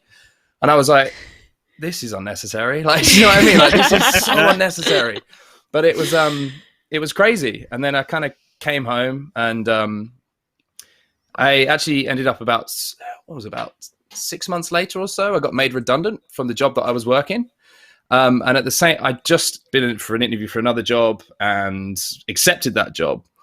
And then I got a phone call from Gfinity that were like, hey, we might have something opening up. Can you hold off? And I held off as long as I possibly could. I told so many lies to this company who were like, oh yeah, when are you starting? I'm like, I'm really feeling I'm not going to be able to make it today and all of this. And then finally an offer came through, and yeah, it kind of just all lined up weirdly somehow. And then from there, now I'm freelance, and yeah, kind of roll from there really. Yeah, you kind of want to pick up on that, that you were working sort of, it was full-time for Gfinity, right, as talent. What was that kind of like? It was really good for me because I was really raw and really green at the time. And I think I got a lot of good advice while I was there. But also I was doing a lot of content and stuff like that as well. But also it gave me a hunger to go out and find things for myself because I didn't want to be restricted. Again, it's that like natural competitiveness, right? As soon as you get a hold of something that you like, you want to be better at it. You want to find another experience. You want to be the best at that. You want to get to an event and start, just be happy to be there. But in the back of your mind, you're thinking, I want to be casting the finals at this. Otherwise, I don't see a point of it. You know what I mean? It's just that natural. I don't know. It's pretty annoying at times in my head. But yeah, like Gfinity was great. I can't complain about my time there. But also, it forced me to go out and find the work myself. And I was always doing that. I was always working other events while I was at Gfinity. I was working for ESL. I was working for MLG. Doing all the Halo events, doing other stuff, doing FIFA because I can't sit still. I'm like one of those really irritating people if you're sat next to it. It's just like always like nudging you in the side because I'm bored. It's just what I'm like. And so it was a great learning experience, and I got a lot of opportunities through Gfinity that I can't really thank them enough for, to be honest. Well, I think it's interesting, right? Because at that point, you were kind of this multi-tool for GFin, whereas you were saying you were doing content, you were doing interviews, anything that was thrown at you, you were doing. So you learned quite quickly, because obviously we were kind of coming up at about the same time when we do stuff, right? Yeah. And it was interesting, like sort of the wide variety of different stuff we started doing in the sense of, we'll just do this because we'll learn from it. So moving on from that to then going freelance, and now with you as well, Semmler, obviously being able to go through multiple different games. How do you find that actually helps you individually as a caster? Because I've noticed, obviously, doing way more and doing different roles in esports and different titles, you learn new ways to think about things. You bring new things to the cast. What have you guys noticed in that sense? I think you kind of hit the nail on the head. You get an appreciation of, if we just take commentary, for example, commentating different games are commentated in different ways. You can't just apply how you're doing Halo to how you would commentate Apex. Like there's elements of it, but it's a slower pace until those moments. And it's about the peaks and troughs. It's like a round by round Counter-Strike. It's like this, you have a period in Apex where everyone's standing still and not shooting each other. Like, and you're like, okay, how do I make this interesting? But it's actually one of the most interesting parts of the game. So it's not that kind of constant action. And then it's, when you start hosting and doing all those other things as well, you also get an appreciation that, if you're on a desk with someone and they're hosting and you're filling, you know immediately, right? You know immediately, and you're like, okay, I've got to help these guys out now. I know we're trying to buy time and all that sort of stuff.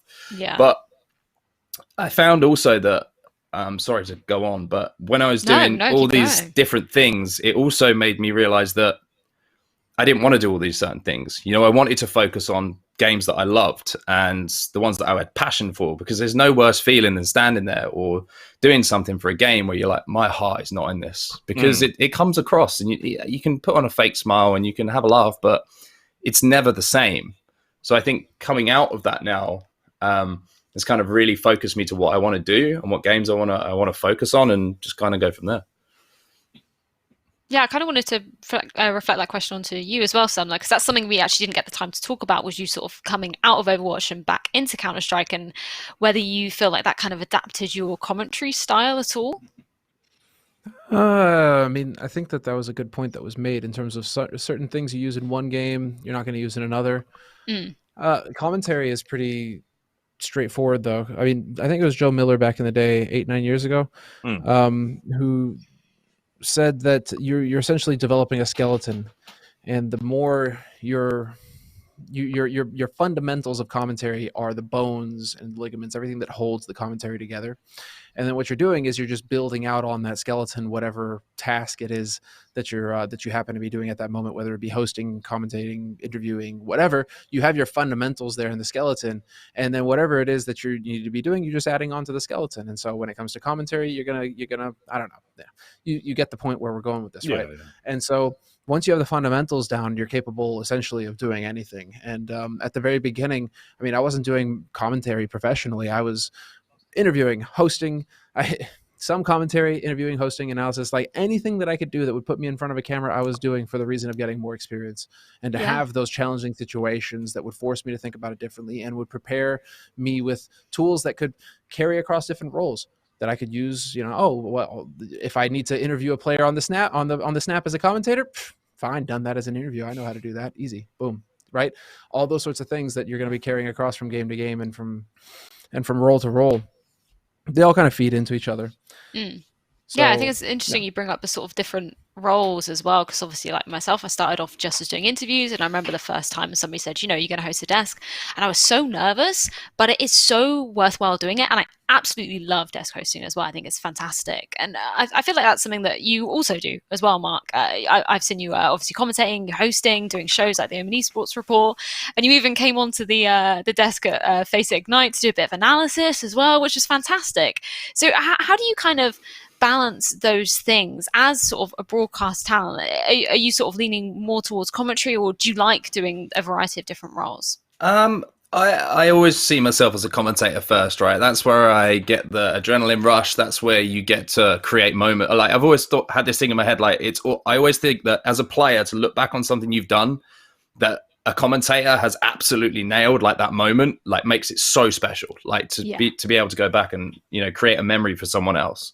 But I'll always be a commentator first, but hosting live events is very different for commentary. For me, I find it doesn't give me that same buzz, if I'm honest, like as far as the commentary does, because I'm not in the moment, I'm not in the game.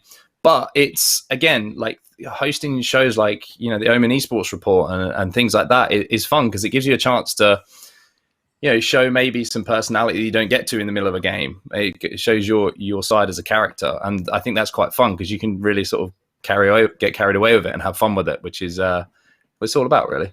Yeah. Well, we've been speaking a lot about casting, and if anybody of you knows the show, you'll know that we love a good challenge. So I think it's time to do a little bit of casting switcheroo. So basically, we're going to set you both the challenge of casting each other's games. So unfortunately, Semmler, you're going to have to cast a little bit of FIFA. We chose to do that instead of Halo, because that's obviously Mark's other game of choice. And Onset, we're going to be getting you to cast, of course, the one and only moment that everybody knows Semmler for, of course, the happy with the one league. I think we're going to start off with you, Semmler. We're going to bring up this FIFA clip and see exactly what you make of this. Because it's going to be interesting. Have you ever, do you play football? Do you like football? I do not, no. Okay, me neither. That makes two I feel of us. better now. Because I think you actually picked this clip, didn't you, Mark? Yeah. Is there any sort of context that goes with it? It was a really cool moment. Basically, Tex, who a lot of people might know, he's kind of renowned, him and Dasari, as being the two best FIFA players in the world. In this particular game, it was like a semi-final game. He'd equalized in the 90th minute, so this was like added on time, and this is pretty much the last kick of the entire game. So like, it's all tied up. And then something happens. We're going to jump into it. Let's get going. Semmler, let's see how you fare. Well, out of the corner, Kanti dribbling, looking for space. He's going to back it out, play a little bit more defensive here, try and create some opportunities here for the offense. This is all soccer is, really. Just pass the ball around and dance around, just look at that. Oh, no, somebody got close to me. I got to pass the ball back now. Oh, wait, hold on. I definitely can't hold on to this ball for any longer than 2 seconds. I must hand it off to somebody else because I'm scared of responsibility and I might make a mistake. But look at this guy in the corner just dancing. Look at those quick feet. Tippity tap, and in the net it goes. Didn't even see it coming. Nobody saw that coming. Not even the goaltender. Not even the other team. 2-1. Final score in the end. 122.50 on the clock, and the man is hype. Flags are waving. And everybody's happy. Incredible. I was fully into that until a part of my soul died when you said goaltender. But that's fine. You know, it's goalkeeper. Not a goaltender? It's a goalkeeper. It's a goalie. Goaltender sounds like a type of chicken nugget. Yeah. I thought you were miffed with soccer, but I just rolled with it. Oh, so I work with a few Americans. I'm used to it now. It's kind of like deflected off. Well, we're going to see how you fare, Mark, as we Goodness head me. into this infamous Semmler clip. Let's get this one up. All right, then we're looking at Carrigan. Now we're going to move over to Happy. We can see at the moment we're in round 18, which is just short of 19, which is incredibly important, of course. I've also got a webcam just in front of where the time is. So 1 minute 7 left, and Happy's going to get a beautiful 1D there, and he's going to shoulder peek here and get a second as well. Through the smoke for the third. Can he get a fourth here? They're lining up beautifully in front of him. Smokier than a smoking area outside the nightclub, and he gets all 5. That's a beautiful thing, and that is a sweaty hand slap there. He's going to need some hand sanitizer. Hopefully he's 2 meters away from his teammates at all times. I mean, do you know what's crazy is I was literally there when that moment happened and those words came out of your mouth, Semmler, and it feels like I was back in the building again. It feels like I was back at DreamHack London. Are we down for a game swap at some point? Yeah. I so remember crazy I that was we were in the also there, Copperbox, that Jackie. event. It was so Yeah. sick. I It was a wonder, ridiculous Good job. venue. That was fun. Thank you, I man. wonder whether we were sitting next to each other, Jackie. Who knows? We could have been. Could have Like been. ships in a night. You never know. that was an awesome event, and it's crazy as well. You were saying, Semmler, like looking at an event like that, it seems so small now compared to the events that we do. Like there must Right? have only been 500 people in there. Yeah, if that.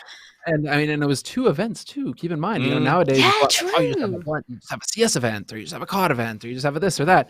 But back then, they'd split the arena in 2. It was CS on one side and COD on the other.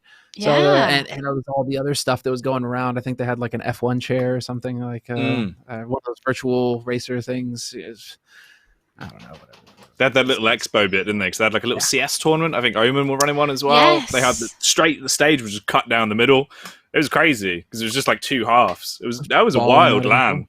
Yeah. It was a good That was land. Man. dope. It was a good land. It was exciting times. I think it was the first big one for Face It as well at the time. So I mean, for them, Yeah. it was a big accomplishment to pull that off. I think what you were saying as well, Jackie, with the Was it Face It or there was like DreamHack? It was DreamHack. no, it was DreamHack DreamHack. London. Yes, It was DreamHack. DreamHack Yeah. London. Yeah. What you were saying about the PC area as well. I think it was Giuliano and her team were there, and it was like a challenge of whether you could beat them. And I remember Yes. going back so many times, but they didn't give you headsets, so you couldn't hear sounds. And I was like, that's the only reason why I'm losing, not because I'm a shit kid at CS. She's just got a really good headset. Look at her chair. How can I beat that? Well, thank you, gentlemen. That was very impressive. I think that's one of the best we've seen from people attempting this challenge. So yeah, claps all round. Well done, gentlemen. Crushed it. This man crushed it. I'm telling you. And we're not going to I'm stop with gonna the start challenges asking there. people We've I just lost my own job. This is going well. Let's just get it.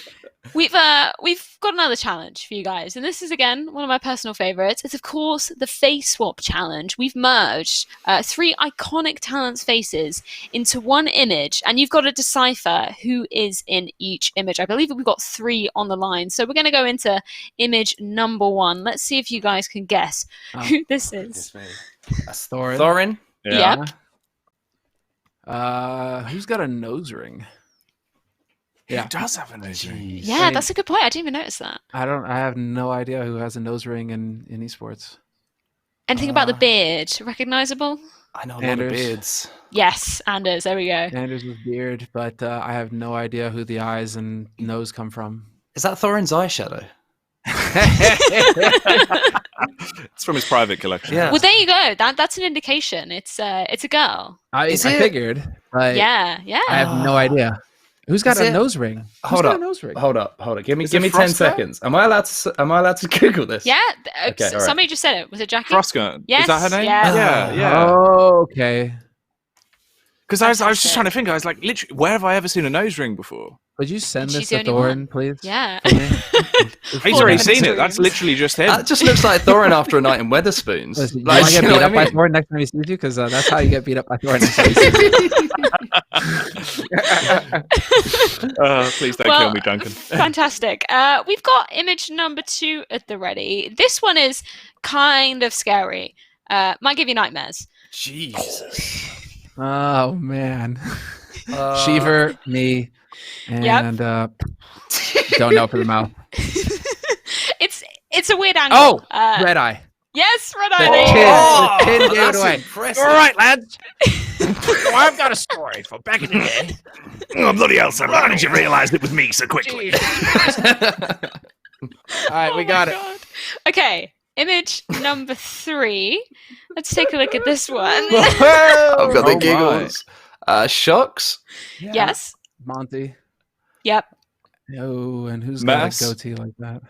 No. It's not Vince. It looks like It's not Vince. Oh my god. No. There's But I too see much chin why. for this. Whew. It looks a little bit like the guy who took over the zoo in the Tiger King. What's his name? Oh God, Do yeah, you know Joe the guy's Exotic. name? No. The guy who the took other over guy. from it. Oh, what's his name? I'm literally googling it as we speak. I want to say Nathanius. But Ooh. no. Something kind of strange like that, but that isn't who it is. One of those weird ones. Bloody hell. I don't I'm know. stumped. You got I me. don't know. I have no idea. Are we giving up? Whose Nice beard and- is that? It's good Richard manscaping. Lewis. Oh, is it? What? But this is like a throwback DreamHack photo. It's from the same Holy series that your one was from, Semmler, earlier. And it's Oh, when he doesn't have the man. full beard. Yeah. So it's a bit of a throwback. Oh, that's a But- red herring. That For this is some a ruse. It was all a ruse. We've been lampooned by Rich's succulent lips. It's the fact that he's got hair now. It just threw me off. You know. Yeah. Yeah, Oh, true. my God. I don't know why. When I first saw that, I got like mad DDK vibes from just the face, and I was like, "Yeah, Dan's in that." And the head was far like, too big. "No." Oh my God. Savage That's Jacky coming okay. out. That's a thing. That is a thing. Well, anyway, we've digressed from our topic, of course, as we always do every show, don't we, Jacky?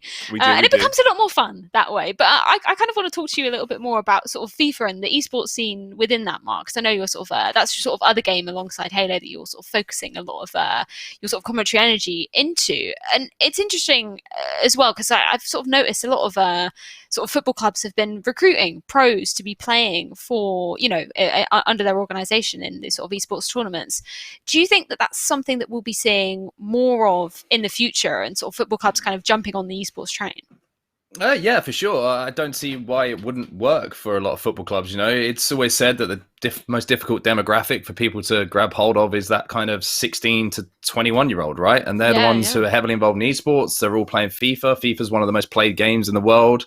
And the thing is as well with FIFA and, football as a game, it's one of the only esports scenes that I know where there are so many good players from different regions. I mean, we've had world champions from England, Saudi Arabia, some of the best are from, South America, Brazil, Argentina, North America. It literally is a global game. Australia. There's just so many different places.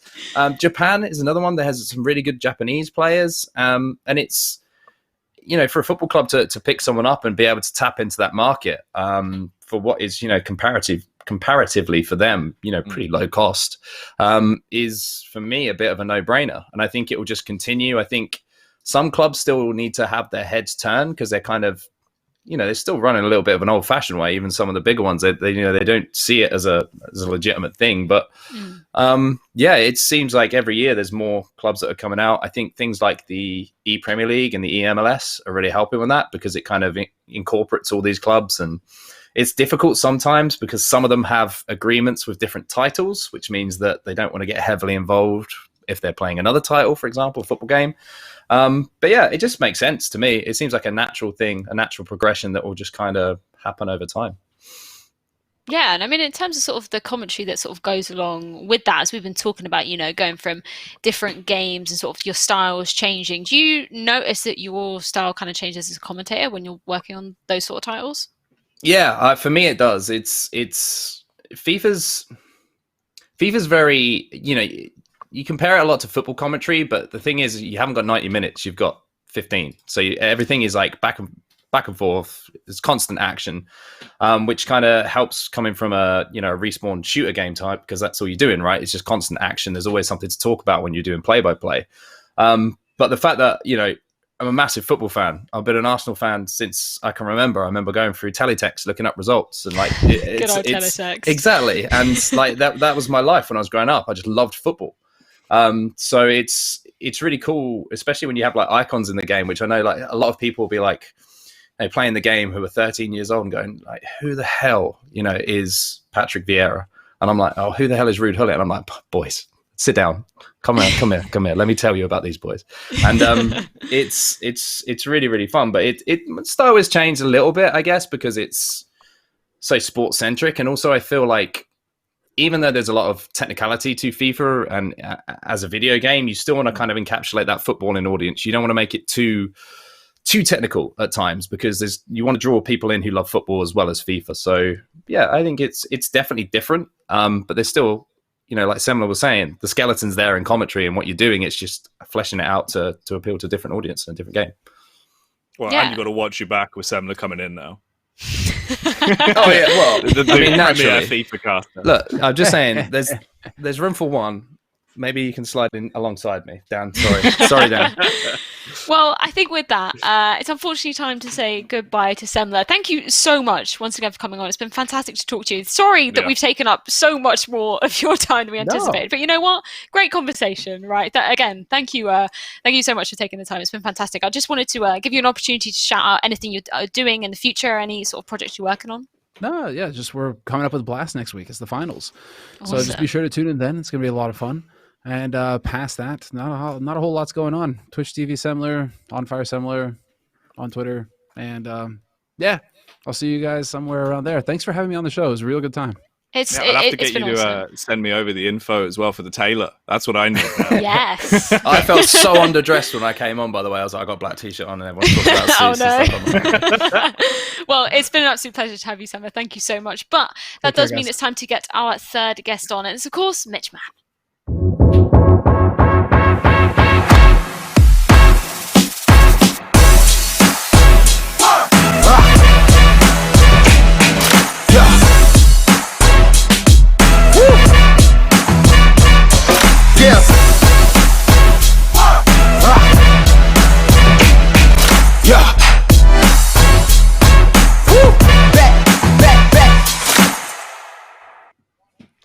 Thank you so much for joining us, Mitch. This is actually the first time that we've met, and of course, in the typical esports fashion, it's over the internet. But how have you been keeping? Hey, not too bad. Yes, our first time meeting. Recognize the face of Jacky there, though. We've Hello. Had a couple shindigs in the past, haven't we, mate? We have indeed. Too many late nights playing video games as well. Oh, talking about that, or just talking in general. Yeah, we've been playing a lot of that Valorant recently. It's kept us up till past midnight, shall we say? Yeah. What are you kind of making of Valorant? I haven't played too much since the sort of beta. I haven't really had too much time to be delving into it. But what are you kind of making of it as a game and as an esports title as a whole? When it first came out, I loved it. I was like straight up in love with the game, playing it all day, every day. As soon as I got that beta key, I think a little bit of that was the anticipation most people would have felt. You know, watching those Twitch streams, getting notifications, someone sent you a friend request. It's just never been as disappointed in my life. But when I started playing, yeah, absolutely in love with the game. I think I'm noticing a lot of flaws now. I'm coming up around 300 hours played, and the economy doesn't exist. You guys were talking about that earlier. You can buy every single round. That really sucks. I think building storylines is very difficult in that sense. And then added to it, even if you happen to be taking the once a game eco, you've got so many abilities in there, so many ultimates that can come into play. It really ruins the storylines. I'm hoping that they make significant changes to that. That's why they're delaying ranked. It's got potential, that's for sure. I mean, the mechanics feel good. It just feels like a great game to play. Yeah. But can I see myself, you know, casting that the way I do CS, playing 6,000, 7,000 hours of it? I think you'd get bored around the 1K mark and go right back on the sweet old Counter-Strike. Yeah, I think it's interesting as well that I think someone brought up the point earlier of obviously, you know, devs listening to what the community actually wants. So I'm kind of, you know, I'm fully expecting they'll sort of take those changes on board. And it's been really interesting actually to see that the sort of pressure that Valorant has put on Counter-Strike as well, because you saw so many updates coming out that were really changing the game for the better, really, in Counter-Strike when that sort of Valorant threat was coming out. So I think competition is always healthy, especially in esports, because it brings us, you know, to the games that we know and love, really. Yeah, I think hopefully it's going to get Counter-Strike continuously looking and assessing itself. I mean, well, we went so long without operations. There's been things in the game we've wanted fixed. I mean, we still don't have a proper replay system. You go back to watch one of your games, then go try to go back in time, rewind the demo. Oh, good luck. Go make a cup of tea, some lunch, probably dinner as well while you're at it.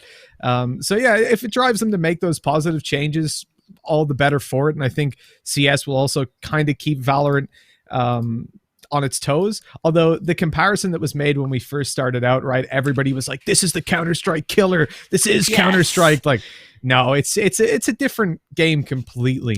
Yeah.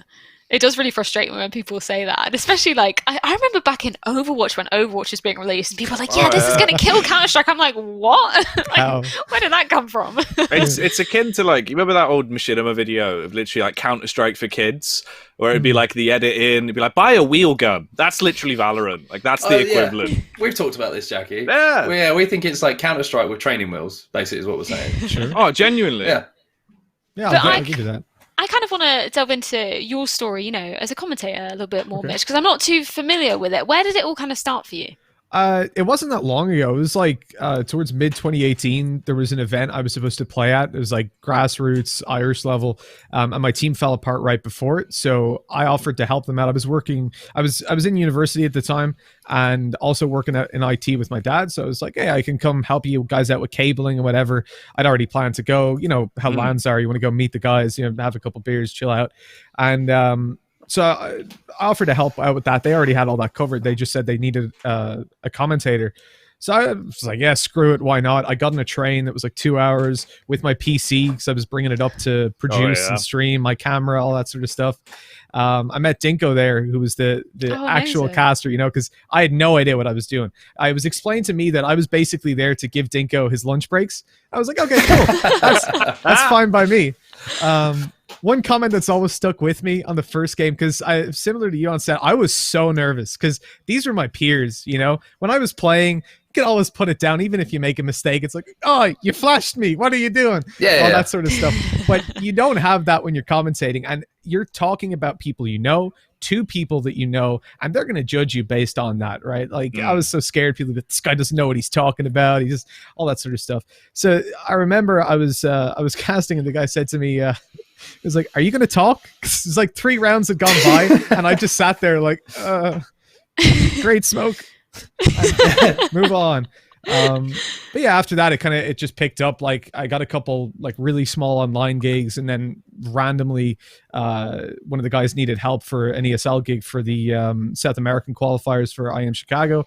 Got brought on for that. ESL took a liking to me, and I've just been working with them mostly online, doing all the like Katowice, Chicago Pro League, all the qualifiers, stuff like that from home, which has been a lot of fun. And then obviously just from doing that, got asked to lots of different LAN events. And I play a lot of games, so I don't just do Counter-Strike. I think I did live events in 9 different games last year, which was pretty wild. Wow. What were some of those other titles that you casted for? So we've got CS, we've got Battalion, which was around for a while, sadly no longer with us. Rest in peace. Yeah, dead now, of course. Yeah. Another one of those Splitgate, that's gone now. Oh yeah. It was pretty fun at the time. That. It's really fun. It's like Halo, which was actually where I started, like when I was 6 years old. So it's like Halo mixed with Portal.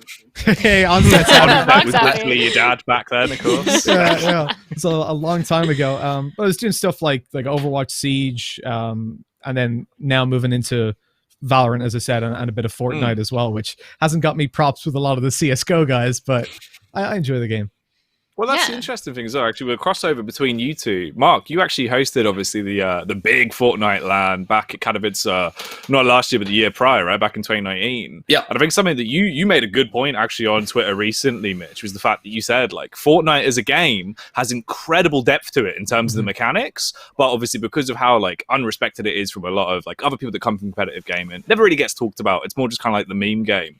But both of you doing a bit of Fortnite, is that something that both of you sort of share the idea on, that it is a game that really, down to the mechanical level, is up there with some of the bigger esports?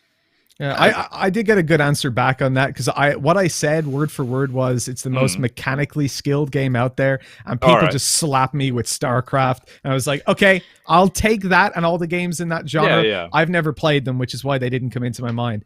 But in terms of FPS games, I just think it requires so much from people. And I don't know about you, Onset. I don't know what your perspective is on it, but for me, like when I went from CS to Siege, I was really good at Rainbow Six Siege immediately because I was global lead in CS. I went up to Diamond within like 50 hours in Siege as well. It's interchangeable skills. Exactly. When you go to Fortnite, it's no longer about, oh, well, I can shoot really good because every time I shot, someone built a wall and the bullets hit it. You have to learn how to build. And I think a lot of people come into it with the, oh, I'm good at FPS. They play Fortnite. They're not good at it because they haven't got the building down, and they go, this game sucks. Whereas you wouldn't come into like Rocket League and go, I'm good at CS and I'm not good at this, therefore this game is trash. So I feel like it's a mentality thing for a lot of people that they don't give it an actual chance. Yeah, I think you took the words out of my mouth after playing numerous hours of Fortnite, where I would start shooting someone and then they would build in front of me and I would be, expletives would be spilled. But yeah, I think one thing about Fortnite that when you watch the top level players playing, it's one of the most visually impressive examples of mechanical skill, right? Because you're struggling to keep up sometimes with what is actually happening on your screen, because you'll see not only people building, but they'll be editing immediately. They'll be peep shotting while they're editing as well. And, you know, there's so much depth to what they're doing. And there's so many decisions that have to be made in such a micro, you know, tiny amount of time. And that's what I found so impressive. And that's why the end zones are so crazy. It's like those split-second decisions that, you know, in other games you make a big decision, right? Say in Counter-Strike, you're going to make the big decision to rotate, or you're going to make the big decision to, you know, make a play.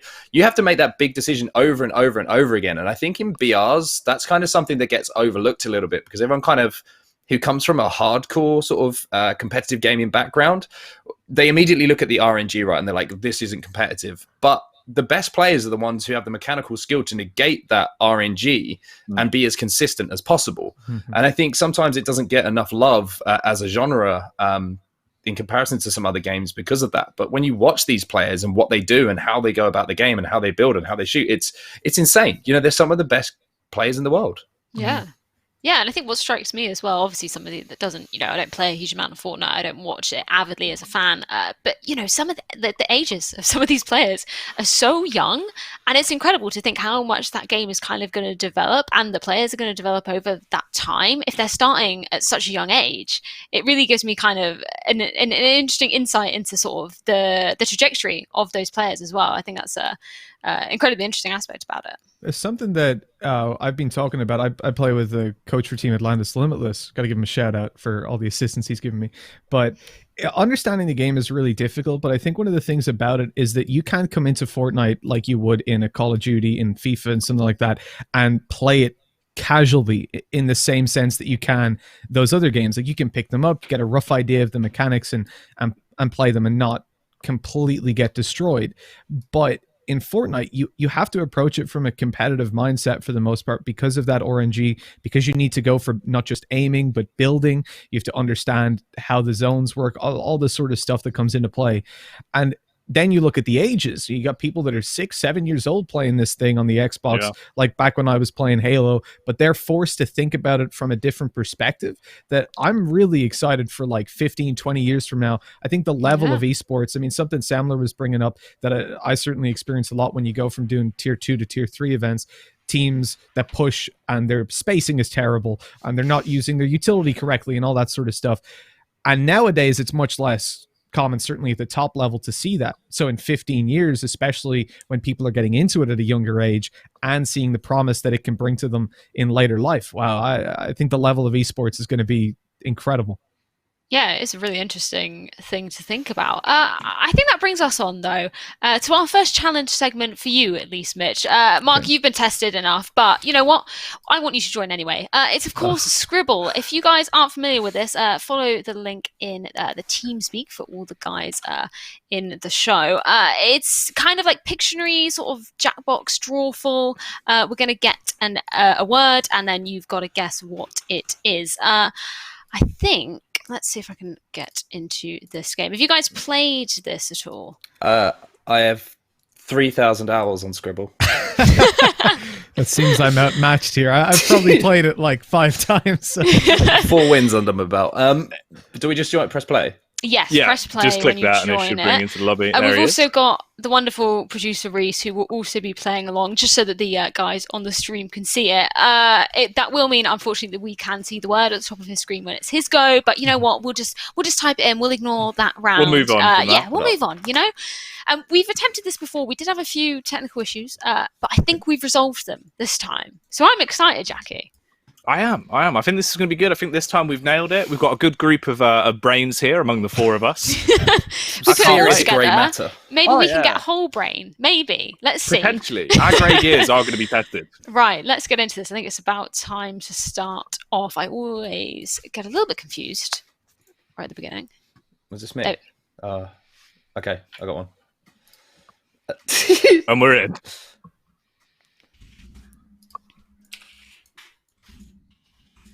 What is this? I I need to make this full screen, otherwise I can't see it. There we go. This is I just. know what it is. You know what it is, but you can't I know say what it. it is, but I can't- Oh, no, it's not that. This is. What I is mean, all I'm this? doing now is just adding details. Oh, no. Oh. No. I could be completely wrong here, by the way. Oh. Hang on. Yes. No. No. Oh, it's, Oh, he knows it. No. All right, there we go. Oh no, Jackie. wait, I don't know how to Narwhal. spell it. Spelling's come back to haunt me again. I knew I should have finished school. Oh no, I actually I don't like know how how to Freya's spell gone it. for the silent G. Narwhal. Is that like the metal band version of it? That's a new Pokemon, mate. Sword and Shield. Narwhal. It's got massive teeth. Oh god, now I'm putting commas in it. There we go. Sorry, he that took me Hold on, Been everyone. robbed by the a hot Irishman. minute. Right. thanks for that, Jackie. Appreciate it. It's all right, mate. It's all right. Oh god, I can't draw any. Okay, I'm terrible at drawing. I just want that to be abundantly clear before we start. The best bloody narwhal I've ever seen. Alright, what is this? It's just. This is going to be so bad. I apologize. Oh! Oh my god! Oh, I Oh, knew it was going to be 3,000 that. hours. yeah. That's a 3K. That's Coming crazy. in That's clutch. actually that's pretty 4K. That looks real. You know what? Production takes a little bit more time. You know, he's thinking. Take your time. Take your time. I can hear the cogs turning though. Can someone check on him?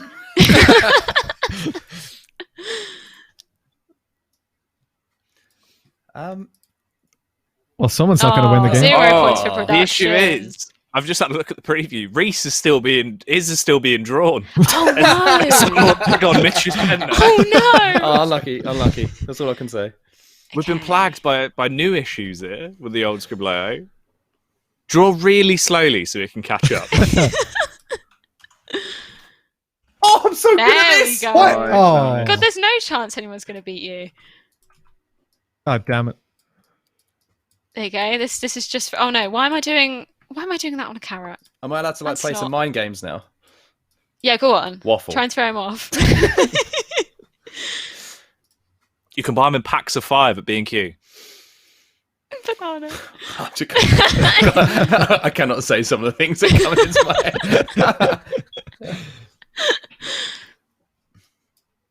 Oh, unlucky Reese. Poor race. Poor Reese. Vintage. All right, Jackie. Let's see what you got.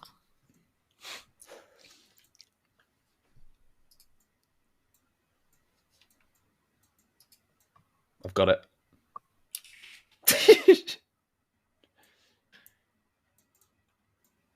What is this? But it's 4 letters. What are you drawing, Jackie? What is? What's 4 letters? Is that it? Yeah. It looks like but- one of those, the yellow and red cars that kids have. Yeah, well, Oh, that's what yeah. but it's almost like. So imagine this is like I've got an it. off. This is like an Oh, he's got off-road it again. Oh. area. That's like a palm tree, Oh. maybe. Yeah. There's a Yeah, I snake get it. here. Yeah. I There feel we like I'm go. taking this far Oh, too Reese seriously. got it. No. We're going to start a leaderboard because this is Okay. now working. And when you started drawing it, like with the little, like the 2 circles and the bit above it, the square, I thought it was initially like a Teenage Mutant Ninja Turtle with a headband on, but yeah, then it changed. Oh yeah, take a look at your VMix.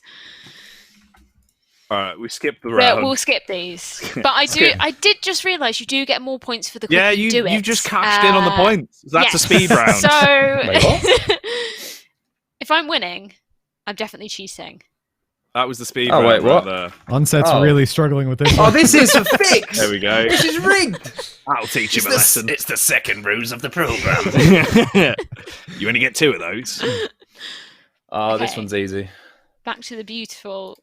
I don't know if it's go to the drawings. hard one or the easy one. Yeah, go for the hard ones. The hard one. It's not that hard. Always. All right, okay. It's not hard, but you know. It's only 5 letters, so. Apple. What kind of apple's blue? I don't know. Maybe he panicked. Picked the wrong. I mean, this guy certainly has some issues with his like body, but okay. Wait. Okay, this is the key part. All right. Okay. Oh, Yes. big brain. Go Go on, Jackie.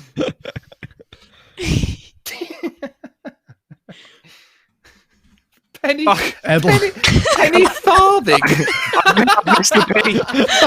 Penny farthing. What for it might be? It looked like a penny farthing. I mean, it is a penny farthing, isn't it? Not a farthing. Oh. No. Oh, my bad. Oh, Yeah, dear. well. Oh dear. There you go. Straight Hey, in. Smash there it. we go. Oh, Lanzarote. No. It's the little devil from Lanzarote. The little devil they sell on fridge magnets. Oh goodness me.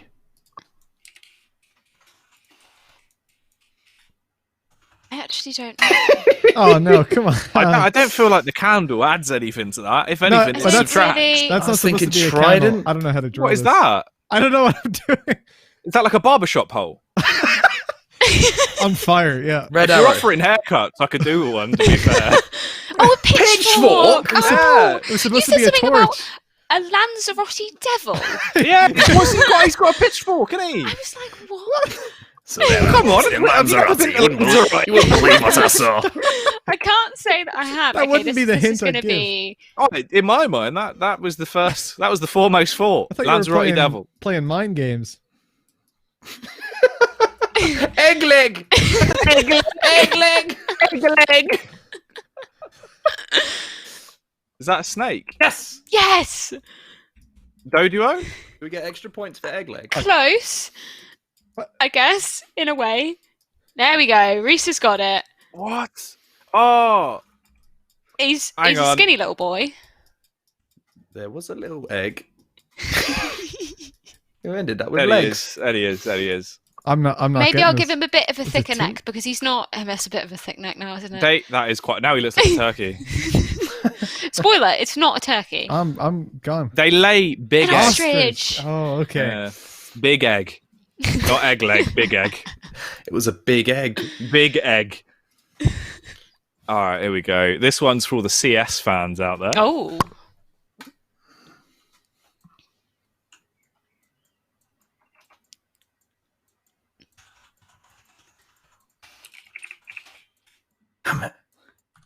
Oh, that's a good one though.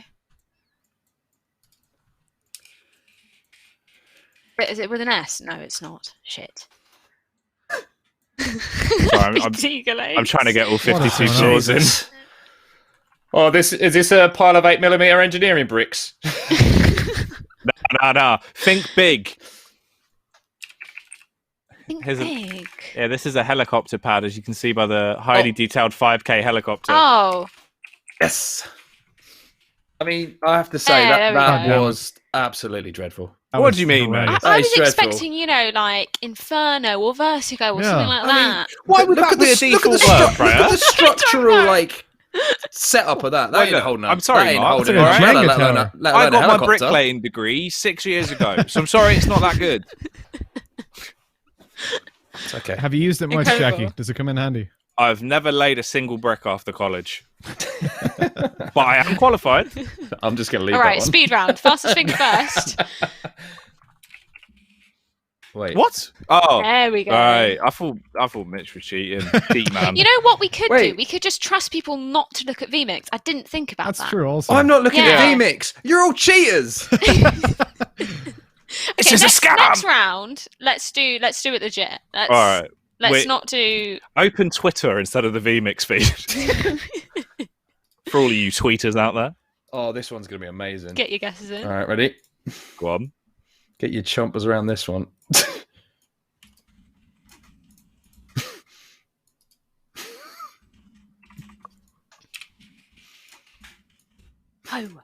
Oh. Yes. oh no! Nose Second. boy. Close by. Close, Jackie, Nose close, boy. close. He'll smell you from How the many do you other have, road. Jackie? What? You've got more than one. Oh. Multiple Perfect. Australis. My favourite. Um, An Australis sounds like a Counter-Strike team, but made out of noses. I'm sorry. How would they fit the jerseys? They'd find a way. One sniff for left click, two for right.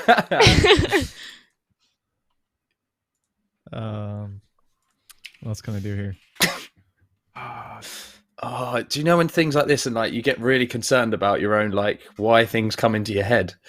Like, oh, I've got the weirdest stuff in my head right now. Oh, okay. It's not a running track. Oh, I can't even spell. You're along the right. It's made of that for sure. It's It's made of knife and fork. No. Freya got what it's made of. I don't know what else I can do here. We've had this one the other week, and There you I go. shit the bed then as well. And I couldn't get it. Spoilers, What? Jackie. Might get ice cream on the side. Might get some little chocolate chunks in it as well. Very gooey. Brownie? Yeah, do you remember we had brownie the other Who week? eats brownie on a plate in an entire chunk? Who eats a brownie with a knife and fork? Listen, I have weight problems, okay? Oh, you classy man. God. I heard he eats pizza with a knife and fork. He eats Don't ice cream you with a start. straw. I do not. Only with your hands. What in the world? Email, the famous four-letter word. Yeah, it's short and it's just emo. Oh no, I see ML. why you're getting. Oh god. That's a WAN. Wide Area Network. Local area network. Woking's area See, network. okay, it's not going to fit because I. Warning, Oh, you warning. can change All right, the I got it. pen size. Close, nearly, Jackie. I don't. What's the difference between those two bits? What? Well, they're the One's same got colour. wavy lines.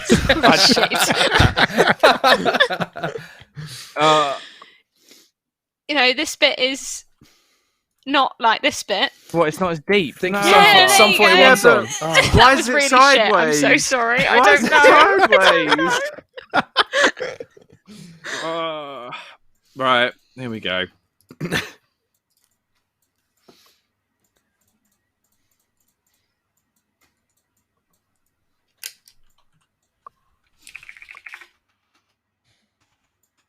Is it floating? No, it's. Hang on. Sorry, I'm too demanding.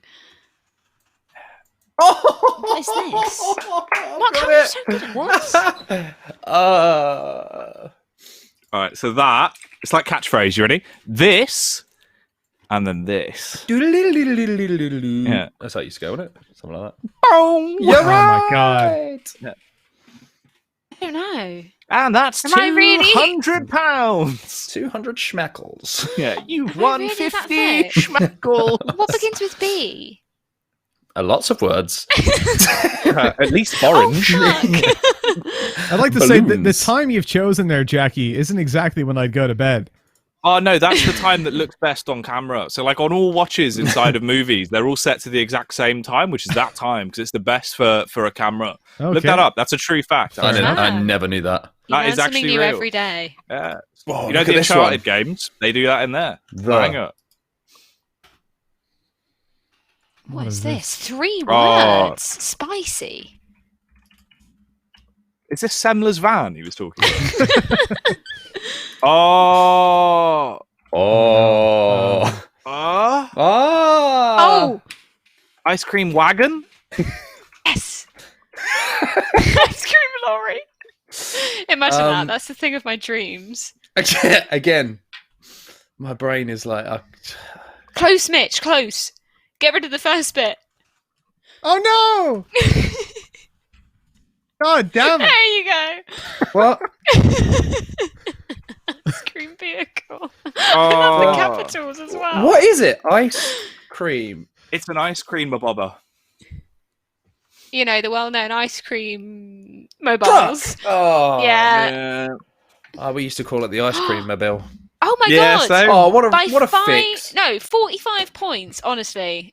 Right, I'm going to give that stolen W the to win. you You've stolen the anyway, because I think I did cheat a little bit in those fast finger rounds. 'Cause I didn't think that we wouldn't be looking through it through VMix, did I? So apologies for that. You know what, Mark? You take the crown. No. You know You what? take I it. can But place just one on know, top of you Freya, because just know it's I'm a above hollow you. victory. And I'm happy for you to take it. You've won and you've cheated, and that's fine. Yeah. But I am Yeah, Enjoy it. Congratulations, yeah. Well, no more scribble for us, it seems. Well, thank you for that, gentlemen. That was that was some good fun. But I think we can go back to talking about, you know, what we were discussing beforehand was the types of games that you were kind of talking about casting, and the fact that you've done, what was it? Did you say 7 different titles last 9. year? No. 9 different Don't titles take 2 last away year. from me. Come on. Is that sorry? It's pretty fantastic as well as a caster. Because you were kind of saying, you know, you're relatively new to the sort of casting scene. Mm-hmm. So how is it for you, sort of going between those different kinds of games? Because I presume, you know, you bring different styles of casting, and there's a lot of different prep that goes into it. Is it quite a lot of pressure for you to do that? Yeah, I think the biggest fear when you go into them is that the community are just going to think, who the fuck is this guy? Like, what an idiot. You know, get him out of here. And although I'm sure they do think that, I try to minimize the extent to which it happens. A lot of them are FPS games. So like going from CSGO to Valorant, as long as you've played enough of the game and you understand the abilities that are in play. I mean, obviously there is a significant enough difference between it, but compared to going from Counter-Strike to Rocket League, CS to Valorant's a pretty easy leap. You just got to spend a little bit of time understanding how the pacing is going to be different, and how, you know, when a guy's in a 1v2, it's not the same kind of situation if it's a Sage with a res or a Breach with an ultimate and some flashes that can completely flip around. It's not maybe as much of a disadvantage. Certainly, when I did Battalion, like the spectator was broken. So these first couple weeks of Valorant, I've just felt at home. It's been fairly easy. Like, oh, I can't see what players where, who has ultimates, who has abilities. Yeah, whatever. I'm used to that. Whereas I think that's much more stressful if you're coming in new. There's always challenges. This is the thing. Getting used to how their UI is set up, how the pacing should be. Even like knowing, and something that Semmler talked about at the beginning of his was that when he came in at the start, everything was like, oh my fucking god, why he shot him with a USP and a pistol round, what is that? And then you learn, okay, he's supposed to hit those shots. That's not as exciting. I've seen that 100 times this month. So like, oh, okay, yeah, he hit those shots, fair enough. Or you criticize the mistakes others make. So it's understanding when to hype and when not to hype, because if you just come in saying, oh, everything's amazing, that's incredible, and people are like, I do that, that's a normal thing, it can be hard to understand where that line is. Yeah, that's kind of interesting to hear as well. And I kind of want to speak a little bit about, you know, like Valorant as a game is relatively new. The esports scene is relatively new as well. What is that like? Obviously, with Semmler, when he was talking about his jump to Overwatch, you know, the game was already pre-existing, the scene already existed. But with Valorant, you know, it's a completely new title with a completely new scene. How is it kind of trying to break through as a commentator when everybody else is sort of doing the same thing, because the scene is so incredibly new? Is it a sort of different feeling to other games? Yeah, there's definitely a very different environment there, because when you come in, first of all, there's no pressure on you in the usual sense. Like Semmler going to Overwatch, he had to go in and people already knew who they liked. They already had their commentators. They had an idea of how Overwatch should be commentated. So even any new ideas he had on how he wanted to approach certain scenarios were always going to be brought like, that's not how he does it, and I like him. So, but when you come into Valorant, there's no groundwork there. At the same time, there's no groundwork there. So you have to now understand when they do this, okay, it worked. Did it work because they're better than them? Or did it work because they did a good thing? And understanding the benefits of those, it means every single round you're questioning yourself, not necessarily yourself, but you're questioning the play you're seeing and the value of it and whether we'll see it repeated. And so in that way, it's harder, but there's less pressure. I guess as well, because I've done so many games, a lot of these organizers are getting into Valorant. So I already have those contacts. Like the tournament myself and Banks were doing there for a month straight was through the crowd I used to do Battalion with. So they came over into Valorant, and then that was obviously I already had those contacts from doing Battalion for 2 years. So I was straight in there with the ability to cast that. Without those contacts, I think it's next to impossible because there are just so many people that are looking to do these events that it's going to take a while before the hype kind of calms down. Yeah, kind of on the flip side to that, do you feel like that coming into a game where everything's totally new and everybody casting it and you're analyzing it is totally new, do you feel like it gives you more of an opportunity to innovate and kind of create a style that perhaps other people might end up following? Yeah, I think it definitely gives you an opportunity. I mean, when I was in university, I was studying maths, so I'm very analytical. That's why I loved when I got the opportunities about a year ago or a little bit more to do the analyst desk for CS for the first time over in Malta. Absolutely fell in love with that immediately. And that helps me a lot then when it comes into Valorant and looking at, like I'm saying, without the groundwork there of understanding this is a good play, this isn't. Like when I went into Siege, couldn't have done that if Pro League didn't exist. I went and watched every VOD. I knew, oh, they're on this map. They're using a Thermite. I'd prefer Hibana. Why? Because Kick said you should use Hibana, or this guy, that guy. You just knew all these pieces of information. So I think it's been very beneficial for me then in Valorant to be able to look analytically at everything and understand why they're doing something and whether that's something that will work in the future or not, and certain plays and agent picks and all that sort of stuff. And then in that way, you can then, as you said, define the role, define how you commentate it, bring in some innovation, and combine with, like I was saying earlier, the non-existent either player base or like viewing base that they don't know. Every time they go on a stream, they're looking at something new. So they're not going to come in and say, he's doing that wrong. He should be talking about this. I can talk about whatever the hell I want. Obviously, in a year, things are going to swap around a little bit. I'm sure there will be a style, and the potential to contribute to it is definitely there as long as you're commentating on the higher level teams. And I got to do NA and EU, so it was really interesting as well, seeing how the meta was evolving across the continents, because we had some like people picking Jet, which was really weird in NA and kind of only worked when you were way better than your opponents. And then when you look at how EU's developing, it's a very interesting time. You know, it has its challenges, but it keeps you on your toes, keeps you awake. Yeah, I kind of wanted to sort of flip that question over to you, Mark, as well, because obviously, you know, we know you for doing sort of Halo and doing FIFA and stuff like that. Are there any games that you've kind of jumped in on as soon as they've sort of released and the esports system is still kind of growing, or have you sort of typically stayed into sort of games where that ecosystem is more established? I would say Apex falls perfectly in that category. Kind of the first global event, I would say, was Katowice.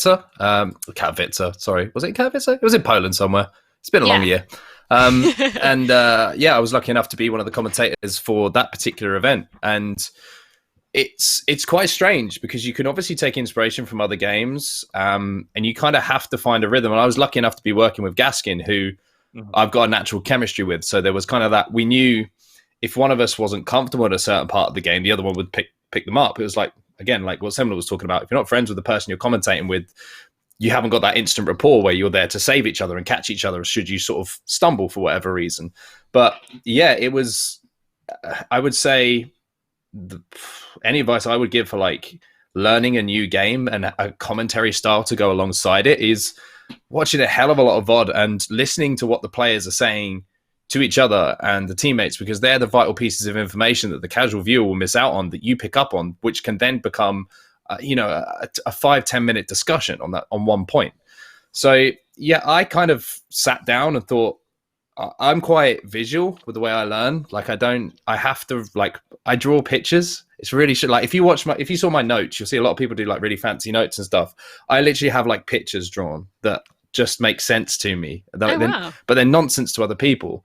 And like I have a picture of like how I want a game to flow from start to finish in Apex, and then I'll cut it up and be like, okay, here is where this happens. Then you break it down into those segments that then become conversations, which are kind of then punctuated by your play-by-play when something happens. So I'm kind of like weird in that way that I visualize it. But I think just breaking a game down from start to finish and then finding where your points of interest are throughout the game is a really good way of approaching a new game. Yeah, that's an interesting take. I've never heard of anyone doing that before with the draw and the pictures. Yeah, that's so cool. I'm just weird. Like I'm just like with legs. No, not yet. But like I'll try and find like it's like honestly, it looks like the scramblings of a madman. Like I've just written the word sign down really big. Like I don't know what that means or like, but is that a contract? But yeah, it's just like there's really weird like here, like there's just nonsense. Like it's just a big five and like. But to me, 5 players on one team. There you go. But to me, it makes like complete sense. This isn't the best example in here because there's no pictures. This is just like prep, but like it does look like the ramblings of a madman. Yeah, but it makes to me. I can look at that and instead of having to look through a page of writing and go, what do I want to talk about or what note have I made here? It all just kind of makes sense. It's like you know when you live on your own and you make a mess, but you know where everything is.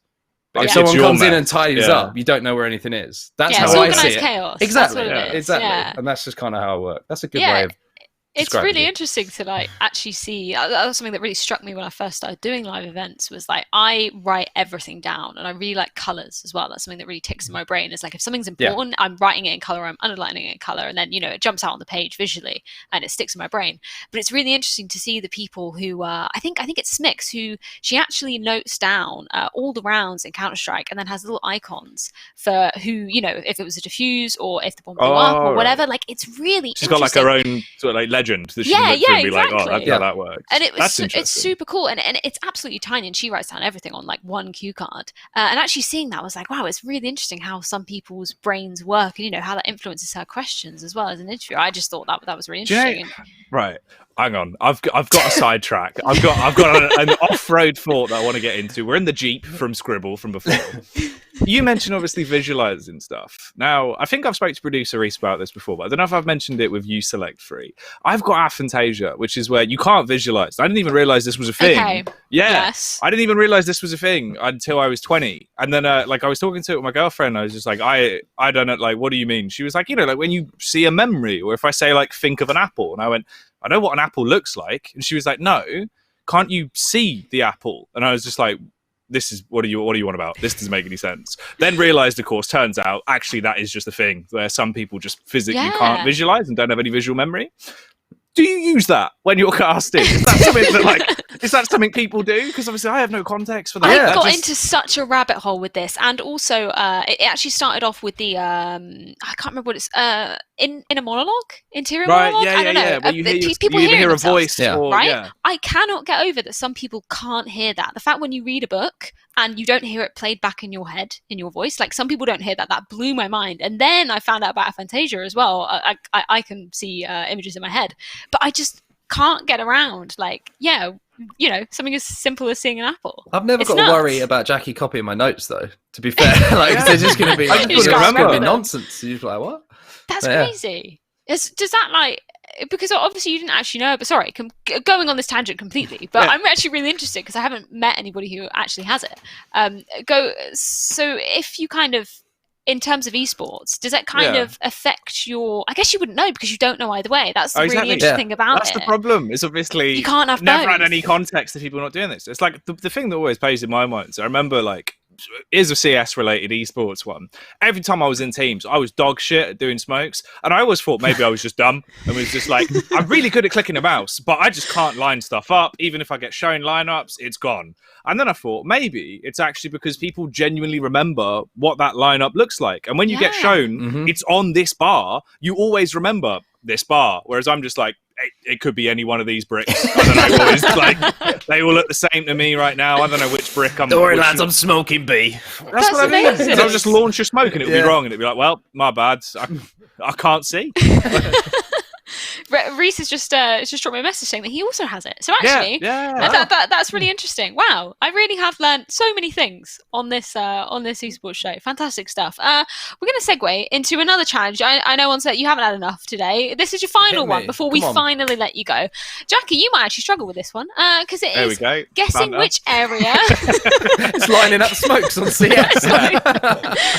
It's guessing which area of a famous Halo map this is. So we're going to give you a very, very, very close-up segment of a map, and you have to guess which one it is. Now, I know, Onset, you're going to have a bit of an advantage in this, but yeah, there we go. That's it. Oh my god. You straight in. Look at that visual memory. Look at that. It's so small. Okay, well, number 2. No. Let's see if you get this in less than 3 seconds. Ooh, Blood Gulch? No. It's a Halo 2 map. I've got to get these up 1 second because I've actually forgotten which one this is. Get the cheat sheet. Let's have a look. Any more guesses? Warlock? It's not. Pardon? Warlock? No. Not World of Warcraft, Mark. Wrong game. Bloody hell. It's a Halo 2 map, but I mean that's just some flaw, isn't it? I don't know. I don't know what that is. Yeah. No, I'm afraid I can't get that one. Is it Dust 2? It's not Dust 2, but it does look like Dust 2. It's Battle Creek. Oh. Yeah. There he is. Number 3. Let's take a look all the at this Halos. one. CE. Lockout. Oh my god, this is... It is indeed. Ooh. God, that's so fast. That was speedy.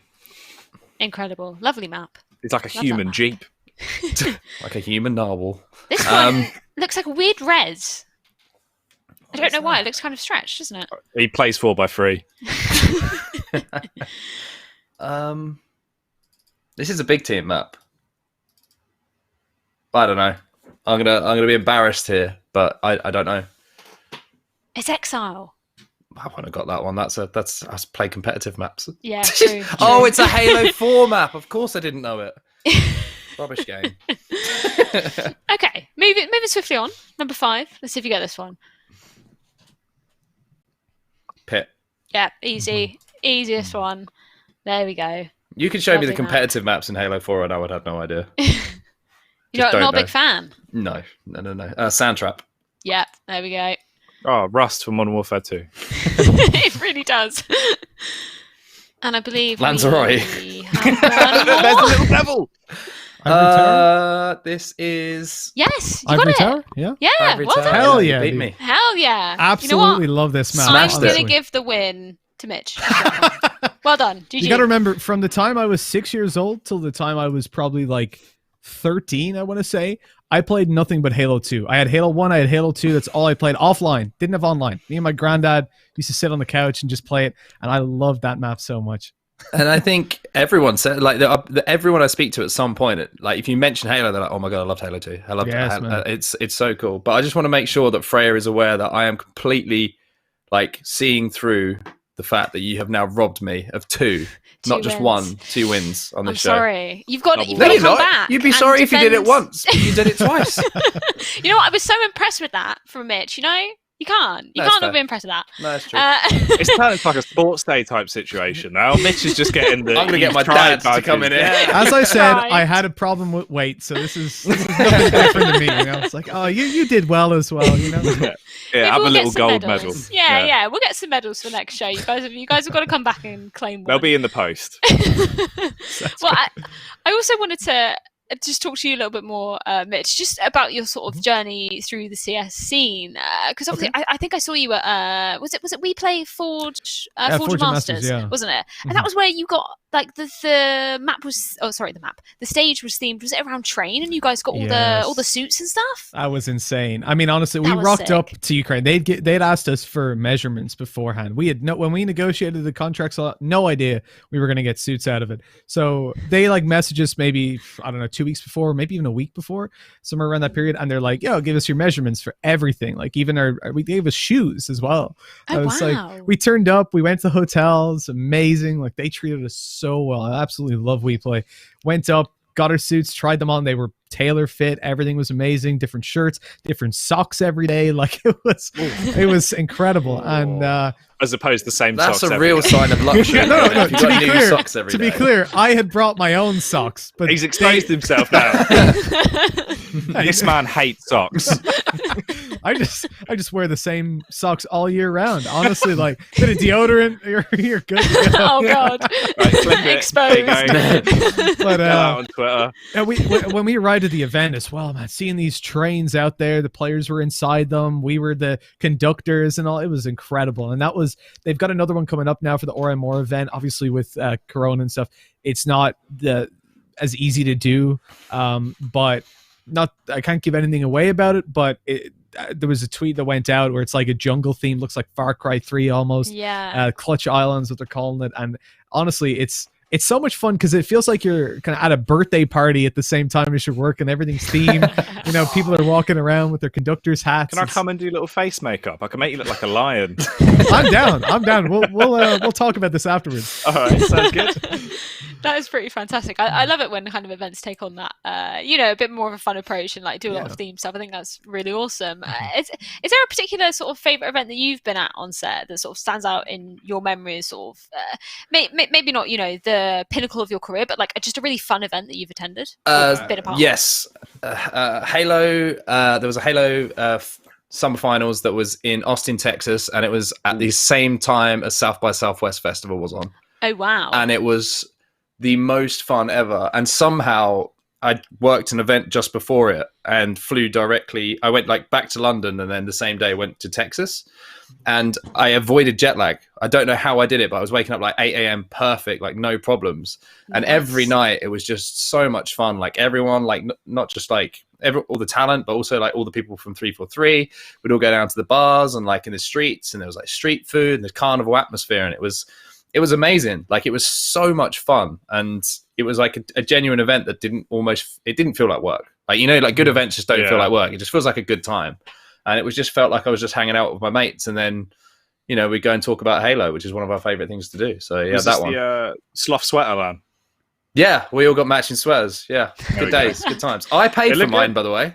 Oh. I bought mine, and then the woman came around and went, "Oh, that looks really good. Do you two want one?" I paid $50 for it, and then she just came around and gave. Yeah, that actually is the crazy thing that people don't know. That was actually Freya, and that was the first time she robbed Mark before the next two robberies. Taking those wins off you all the time. Just dropping mad L's. You know what? I won't keep you here to take another win off of you. Thank you so much for taking the time to join us. It's been fantastic to speak to you. Is there anything you want to give a quick shout out to? Streams or any events you're doing just before you go? I won't shout out my stream because I accidentally left it on overnight the other day, so I don't want to actually drive any traffic there, just in case something weird happens. But you were asleep in the shot, or no? It's just my chair. Oh, my room's next door, so it's fine. But just follow the ALGS for Apex. I think a lot of the players deserve some love when the tournaments are on, and get excited for Halo Infinite. Yeah, that's all I can say. Yeah, fantastic stuff. Well, I'm very excited to see what you get up to for the rest of this year. Thank you once again for joining us. But I think that's time to introduce our fourth and final guest of the evening. It's, of course, Ketchup.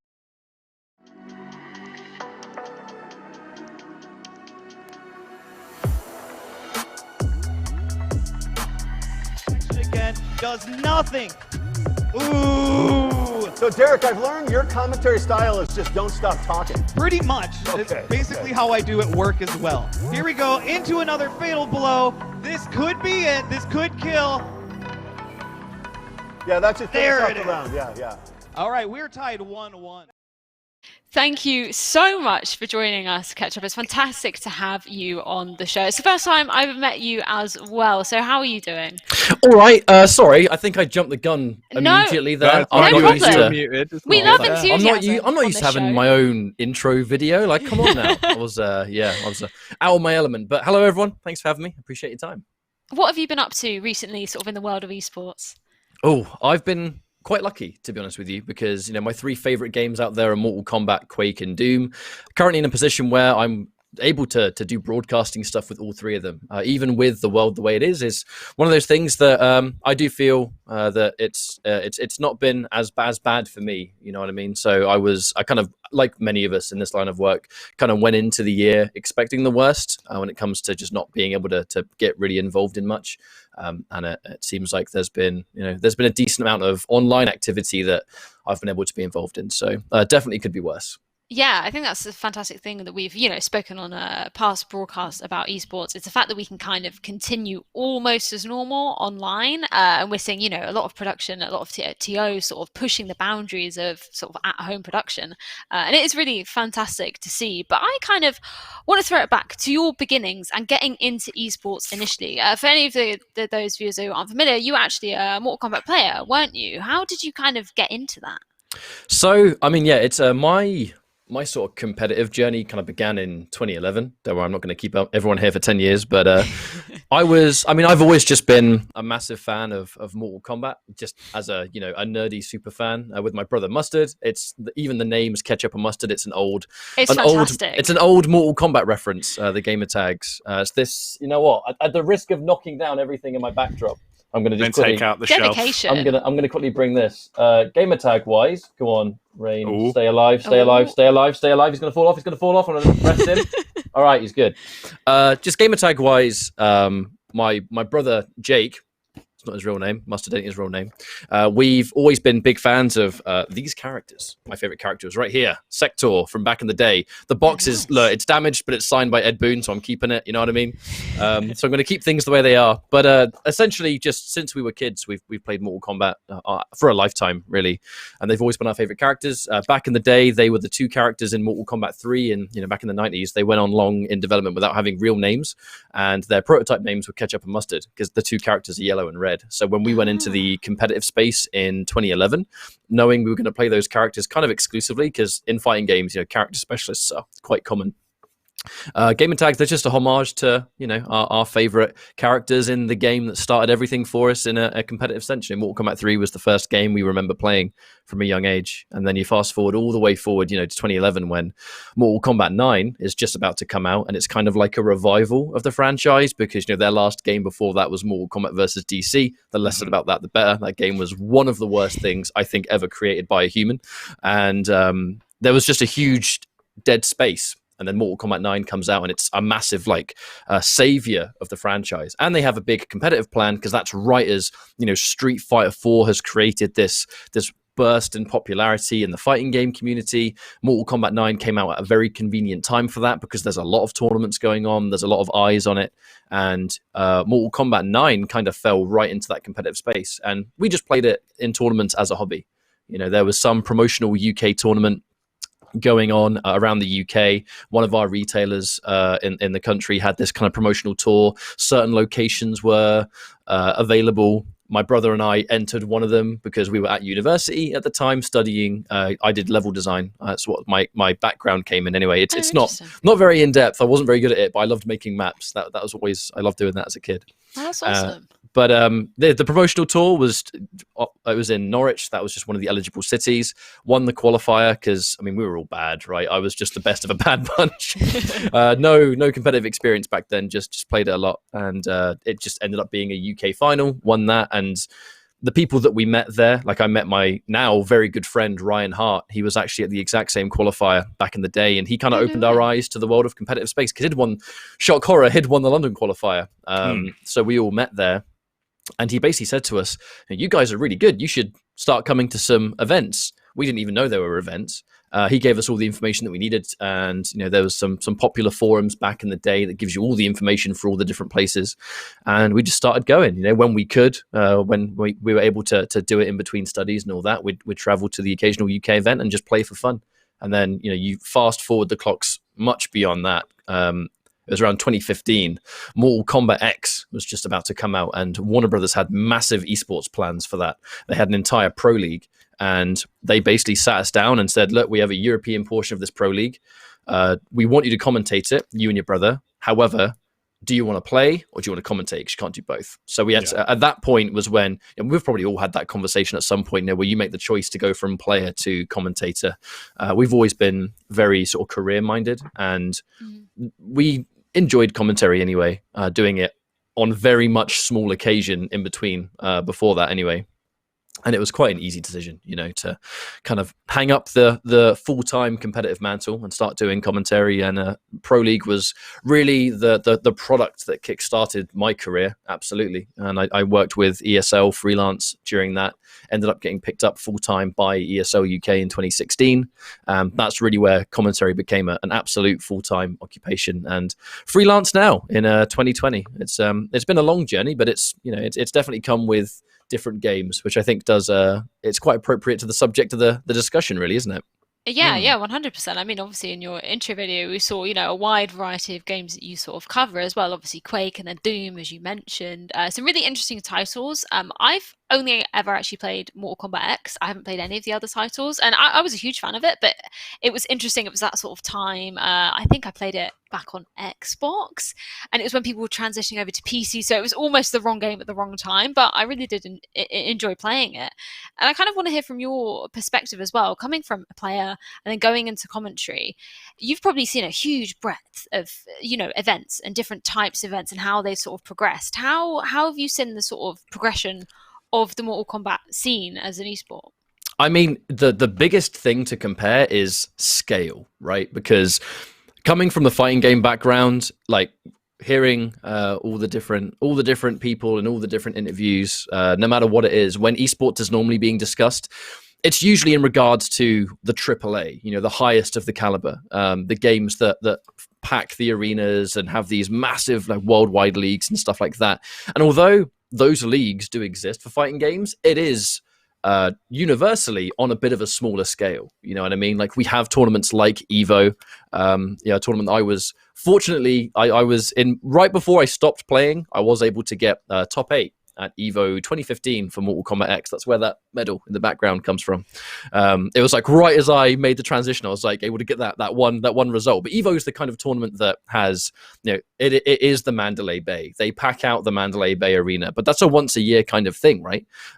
Whereas a lot of majors for a lot of the premier esports, those kind of arenas are actually quite a regular thing every X amount of months, and it's just a different world. But when you compare 2011, when I started out as a player, it's sports halls, some hotel like large conference rooms and stuff, anywhere realistically that you can fit a space and kind of get your capacity is, you have to make do with what you have. The budgets aren't the same, and it's mostly just down to size. And you still get a really good amount of players, but it was all smaller.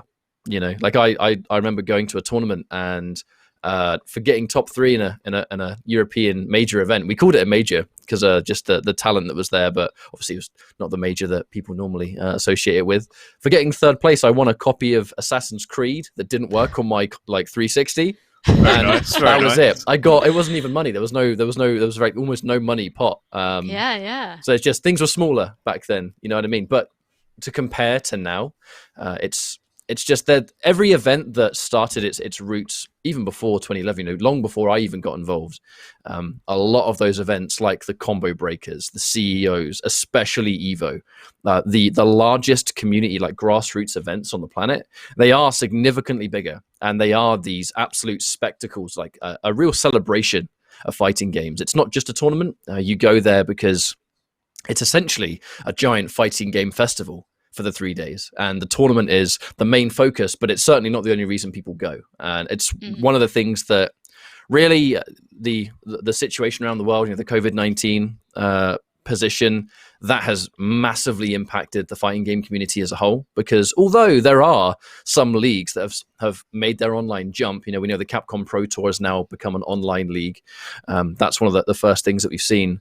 The bread and butter, the real kind of heart and soul of the community and all of the games in one was that kind of offline presence where everyone comes together. The one thing that was celebrated the most of just bringing worldwide communities together on almost a monthly basis around the world. There are so many events that now can't happen. The one thing that you celebrate is one of the most risky things to do this year, and understandably, they've all been shut down. I know it's certainly not fighting game exclusive there, but many games rely on offline in the fighting game scene, because a lot of games netcodes, the reality is they're just not up to par. Some games are fantastic, like Killer Instinct has the best netcode going. It's near flawless. Mortal Kombat, NetherRealm, we're quite blessed in the NetherRealm scene. Like Injustice 2 had a great netcode. MK11 has a really good netcode. So they're okay. But the broader scale, some of those fighting games don't have the same good fortune. And some of the community, I mean, some of us are quite worried really about what the option will be.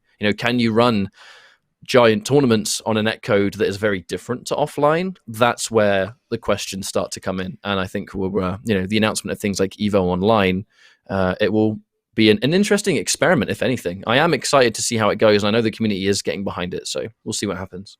Yeah, I guess we're sort of still in that kind of fortunate position that we can, start to do some online tournaments. It's always gutting to see those massive events, cancelled and not seeing the crowds going to them. It is a little bit heartbreaking as well, because I feel like that's where sort of all esports fans, you start in that crowd and you're sort of part of a big community, and it does kind of suck when it's going online. But in that same breath, I also am very grateful that we can still kind of continue to do them. Yeah, we'll talk about that a little bit more later on, but I want to get up your MicroAces challenge. Now, for any of you that aren't familiar with this, we do this every week, and it's kind of our star in a reasonably priced car, if you're familiar with Top Gear. We've got some guests to do a lap of MicroAces, and we've got a leaderboard going on. We've had some very special guests who have been competing on it. Myself and Jackie included, maybe not special, I don't know. We're in the lower rungs of the leaderboard, just so people know. But I think we're going to take a look at your lap, Ketchup. How do you feel you did? I mean, so I know there was the warm up lap and then the real run, right? I got to say, before we even start, I'm actually really fortunate this was the block, because I loved Micro Machines, the game that this is basically the spiritual successor of. Yes. Some of my first memories playing video games was being at my dad's house and playing Micro Machines on the NES. And to this day, it is probably one of the games that's just kicked my ass so hard. I haven't even come close to beating it. I haven't returned to it in my adult life, but that game absolutely kicked me into place, unfortunately. It's really hard, but having the opportunity to come back and play the I guess reimagined version, it tugged on my nostalgia strings, right? That was nice. That was good fun. I'm expecting big things now, because you've had a little bit of practice. Yeah, maybe we can finally get Lethal knocked off that bloody top spot, which it's always Lethal, isn't it? It's always Harry. If it's a game that no one's played, he's always been the one that's played it, right? It's always him. Well, let's take a look and see how you did in your lap. Let's take a look at this technique. Damn, okay, that's pretty good. Start. Very flawless. Yeah, solid opening. Look at this. Now, I can't remember if this is this? Yeah, so this ain't the practice one. I'm actually doing well. I'm actually really glad that no one can see the first, like the practice run. It was a disaster. But the key was being patient and being careful.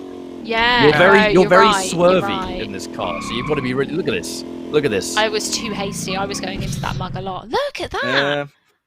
The issue is, again, we've seen no utilization of the mouse mat skip. True. Wait, what? Nobody's listening. You can go over the mouse mat. I've said this for the past 3 weeks. There is a mouse mat skip that you can do to shave some seconds off. Not been utilized once. Well, look. Look, in the spirit of fair play, he's not going to cheat, Jackie. If there's a shortcut, I knew about it, I would have done it. It's acceptable. But I got to say, we're going to take a look at the old leaderboard, and let's get a little look at how you think you did. Obviously, Lethal up there, 28 seconds. I still don't know how he did that. Jackie, I'm really sorry you are at the bottom of the pile at 45, but we're all very close down there. It's very cozy. How do you think you did, Ketchup?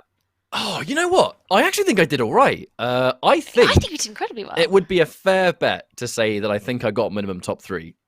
Yeah, 100%. I think so. I think it was clean. I think it was crispy. It was very clean. And if I'd have known about that mouse mat skip, I'd have got top 1. See, that's all it takes. I think we can reveal where you placed. Oh yes, let's go. Good. That's very not bad. good. I'll take that. I'll take top 3. Man, that is very impressive. That's a solid showing. I'm very surprised that we've got an almost 10-second gap though between third and fourth. There's definitely going to be some people you're placing in there because that's huge. I wonder if there's anyone that will start to get that secret practice. But now we've talked about the mouse map. Thing is, I think we've spoiled the surprise by mentioning that there is a mouse map. I've said that since day one. I've said it since the very first show when I realised it in my practice run. Except I really struggled. I was trying to play with my nose on the keyboard, so it just didn't really work. Not the right technique. Yeah, and your dinner was cooking, so you didn't want to have to be stuck here for too long. You had to go. Didn't want to leave the oven on. Exactly. Yeah, you know. Well, you're very close to getting pushed off that leaderboard, Jackie. I hope so. Because then I'm not on there anymore. I'm gone. True, that is true. Damn, then I'll look like the worst one. No, okay, we're gonna have to reimagine. So does Jackie lose or does Jackie win? If that happens, I think he wins. First to get off the leaderboard takes the grand prize. Exactly. Well, we're gonna start talking a little bit more about your kind of transition into some of the other games as well. We kind of mentioned Quake, and I believe that was the game you got into after Mortal Kombat, correct? Yes, 100%. Quake Champions. I mean, it's always been quite an interesting one to me because my growing up with games was essentially old FPS, heavily predominantly id, but it was a console side of things. So I've Mortal Kombat has been the franchise that's just stuck with me my whole life, right? And with it being immediately like, hey, look, there's a new Mortal Kombat coming out. It was an opportunity to just dive in and just get involved. And then with the fighting game scene's growth and esports on the rise, that was just something that I just lived and breathed that whole time. But another set of games that I was always there with was Doom and Quake. And a little bit of Turok. If anyone's ever played Turok, Turok was such a good game to grow up with. But it was within the line of those highly popular console shooters. And I know that sounds almost sounds like wrong to list Quake and Doom as console shooters as well. But my memories were playing Doom 64 on N64, and then Quake 1 and Quake 2 on the N64. Because I grew up in a family with two brothers, and we just didn't have a computer growing up, and it was much more cost efficient for a mum. Didn't have a lot of money growing up, right? So it was to get us a console to share, and that's just it. Than it is for us to get like a gaming PC or a PC back then that could run games. The only game I could run on my computer back in the day was Worms World Party. Like that's as far as we went back then. So like I'd always absorbed id shooters as a kid, but it was never multiplayer. But I'd had such great memories of it, and they were such I think precious franchises to me that when esports happens and it kicks off, and I've just dove face first into Mortal Kombat.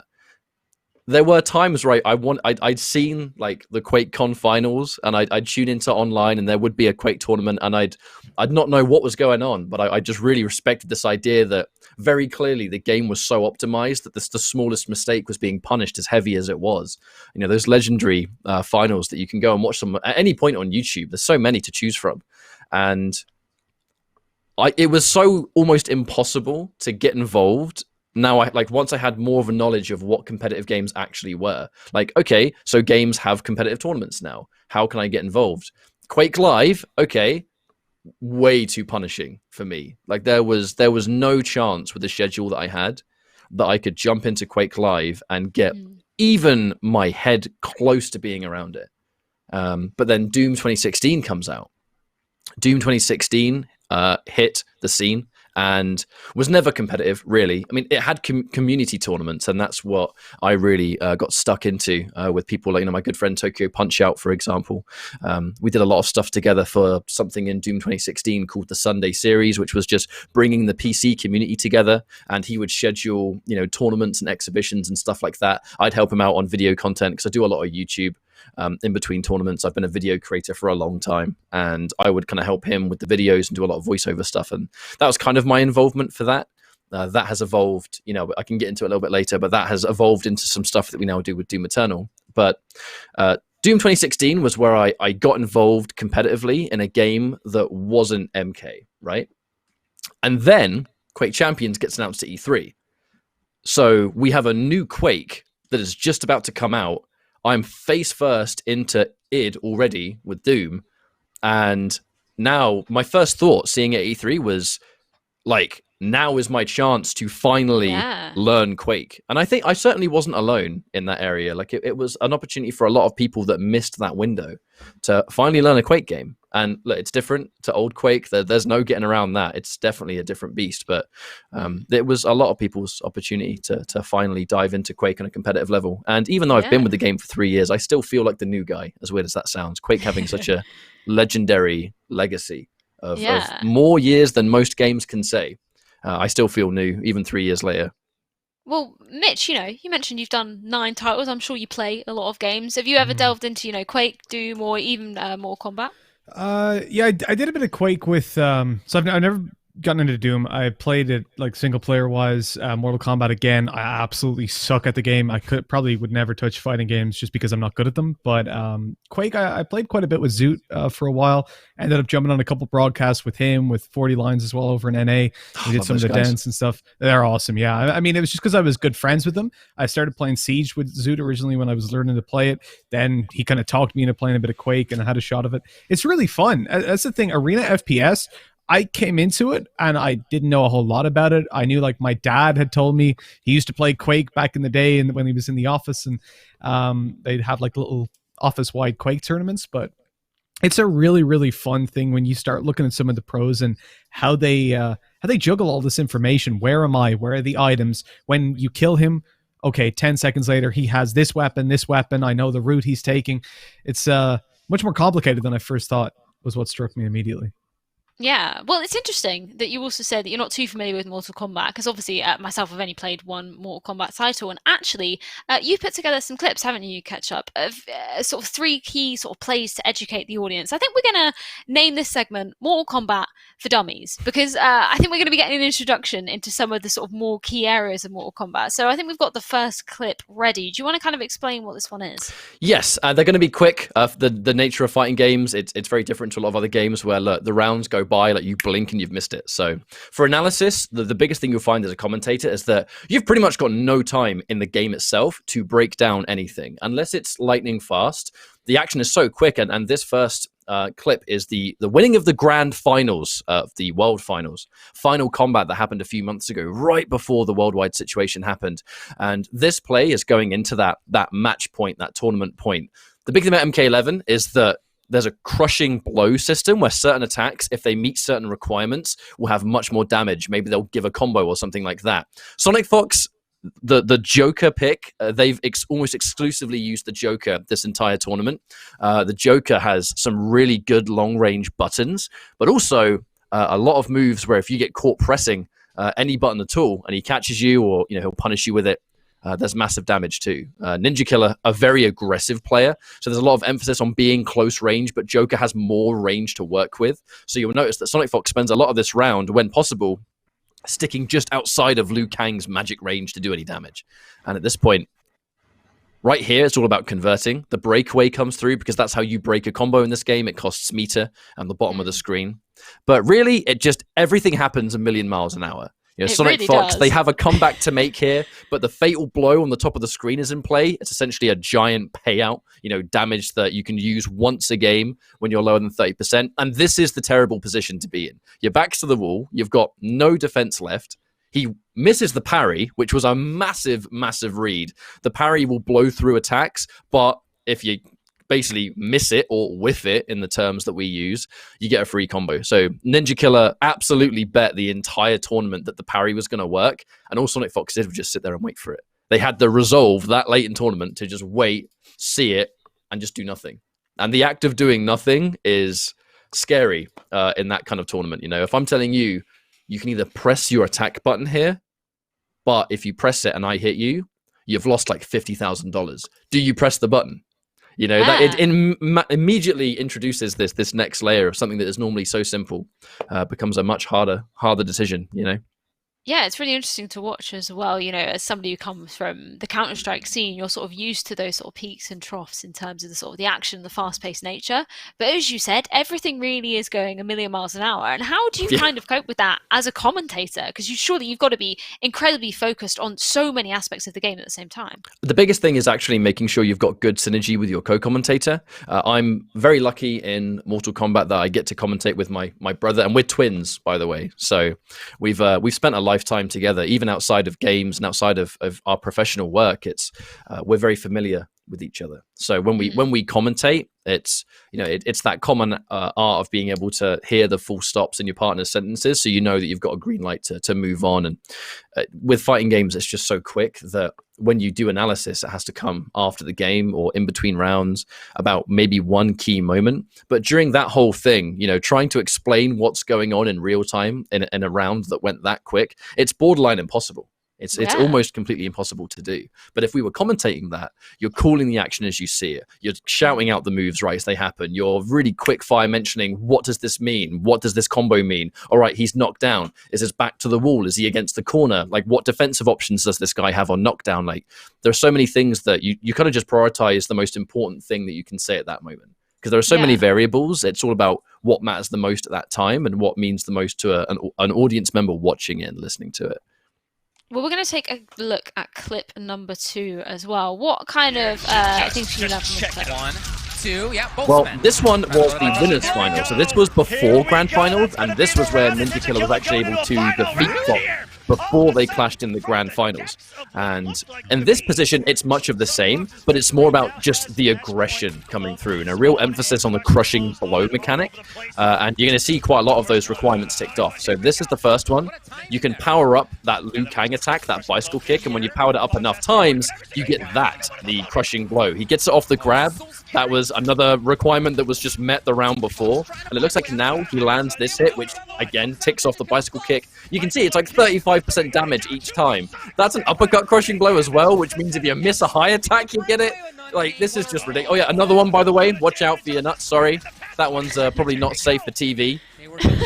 But it's just how quick the damage can actually start to pump through. It's the micro management of resources like that. It's ridiculous. Throw tech in the blink of an eye. That saved him, because right now, a crouch on the throw, just in about 1 minute, maybe not even that, I think about 20 different things happen.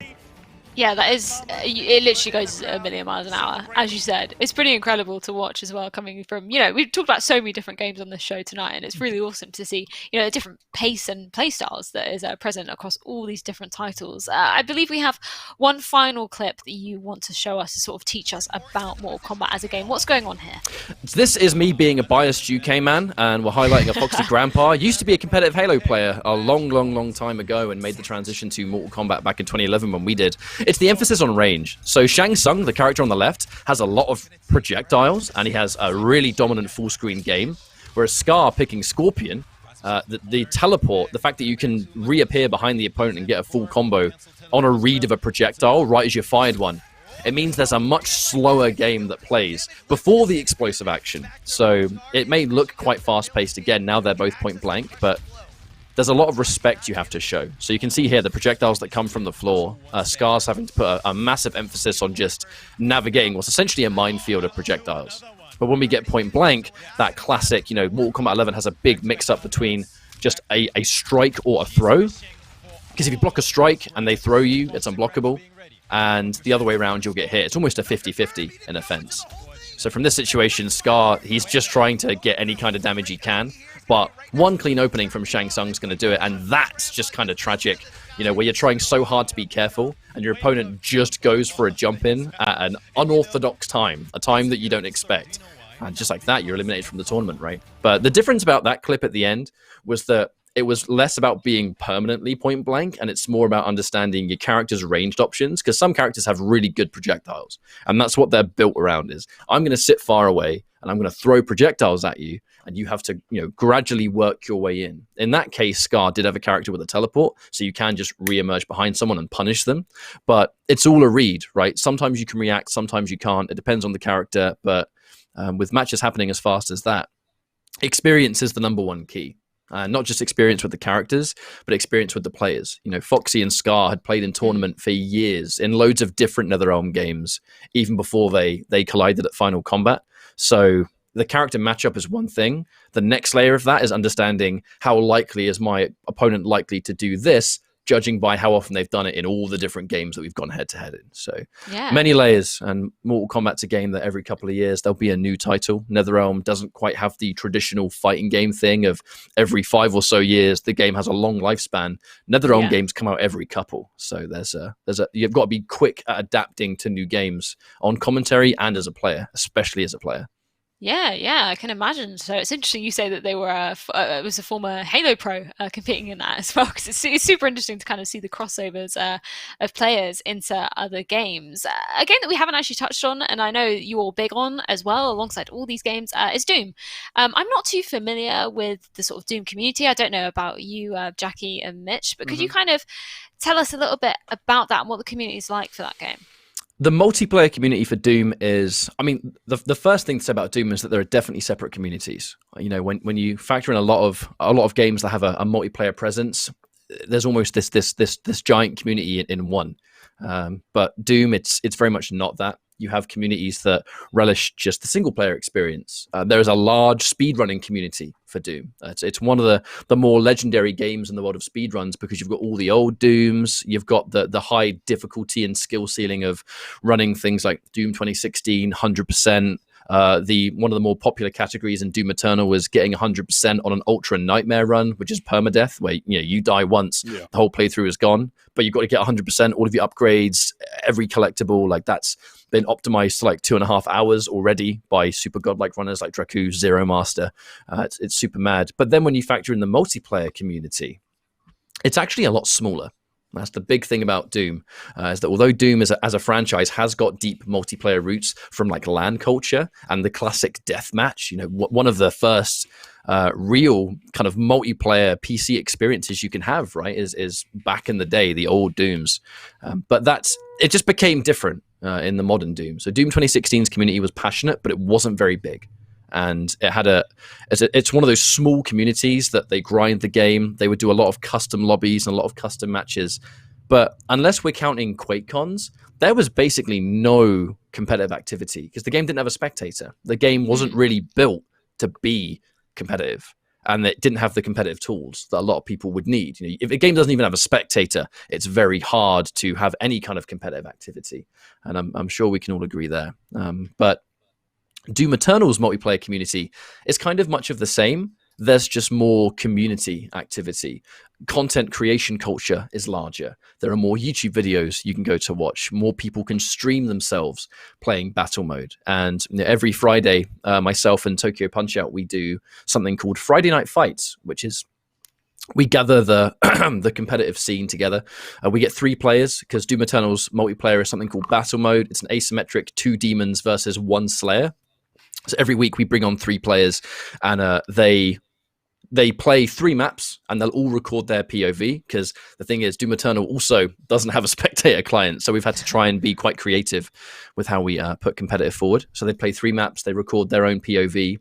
It's then edited to chop up POVs when necessary to create a spectator experience with added graphics that show different upgrades that have been taken and different buffs and things that a viewer needs to know to understand where we are, because it's a round-based system.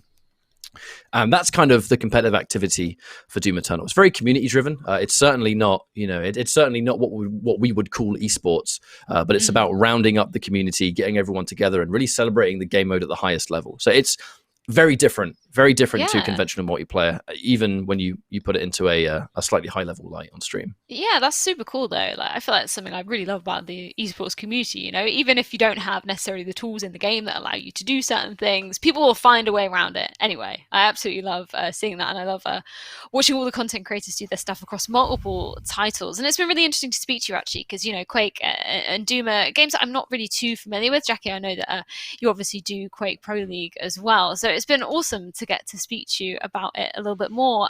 Sadly, that's all we've got time for on this week's show. But before we go, Mitch, I'll come to you first. Is there anything that you've got in the pipelines, in the works, that you want to shout out, or maybe just the socials?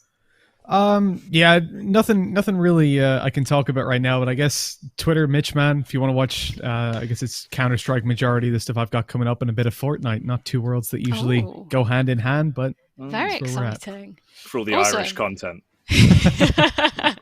What about you, Ketchup? Anything coming up in the pipeline for you? I mean, currently, still doing Quake Pro League. Friday Night Fights are still going on every Friday, 7:30 p.m. ET over at twitch.tv/Bethesda. But also the PlayStation 4 Open Series for Mortal Kombat 11 is something that my brother Mustard and I are doing with Sony at the moment. That's every Tuesday over on our own Twitch, actually. They use our Twitch channel for it. But there's plenty of ways to find me. If you want the easy one, just go to PND Ketchup on Twitter, and my normal activities are there. Just thanks for having me, guys. Appreciate it. It's been fantastic to get to speak to both of you, and obviously our other two guests on the show earlier as well. Thank you very much for taking the time to join us this evening. I feel like I've been a little bit selfish though, because the last two shows I've been the one to sign off. And Jacky, I think you have an important message you want to say to sign off this week's show.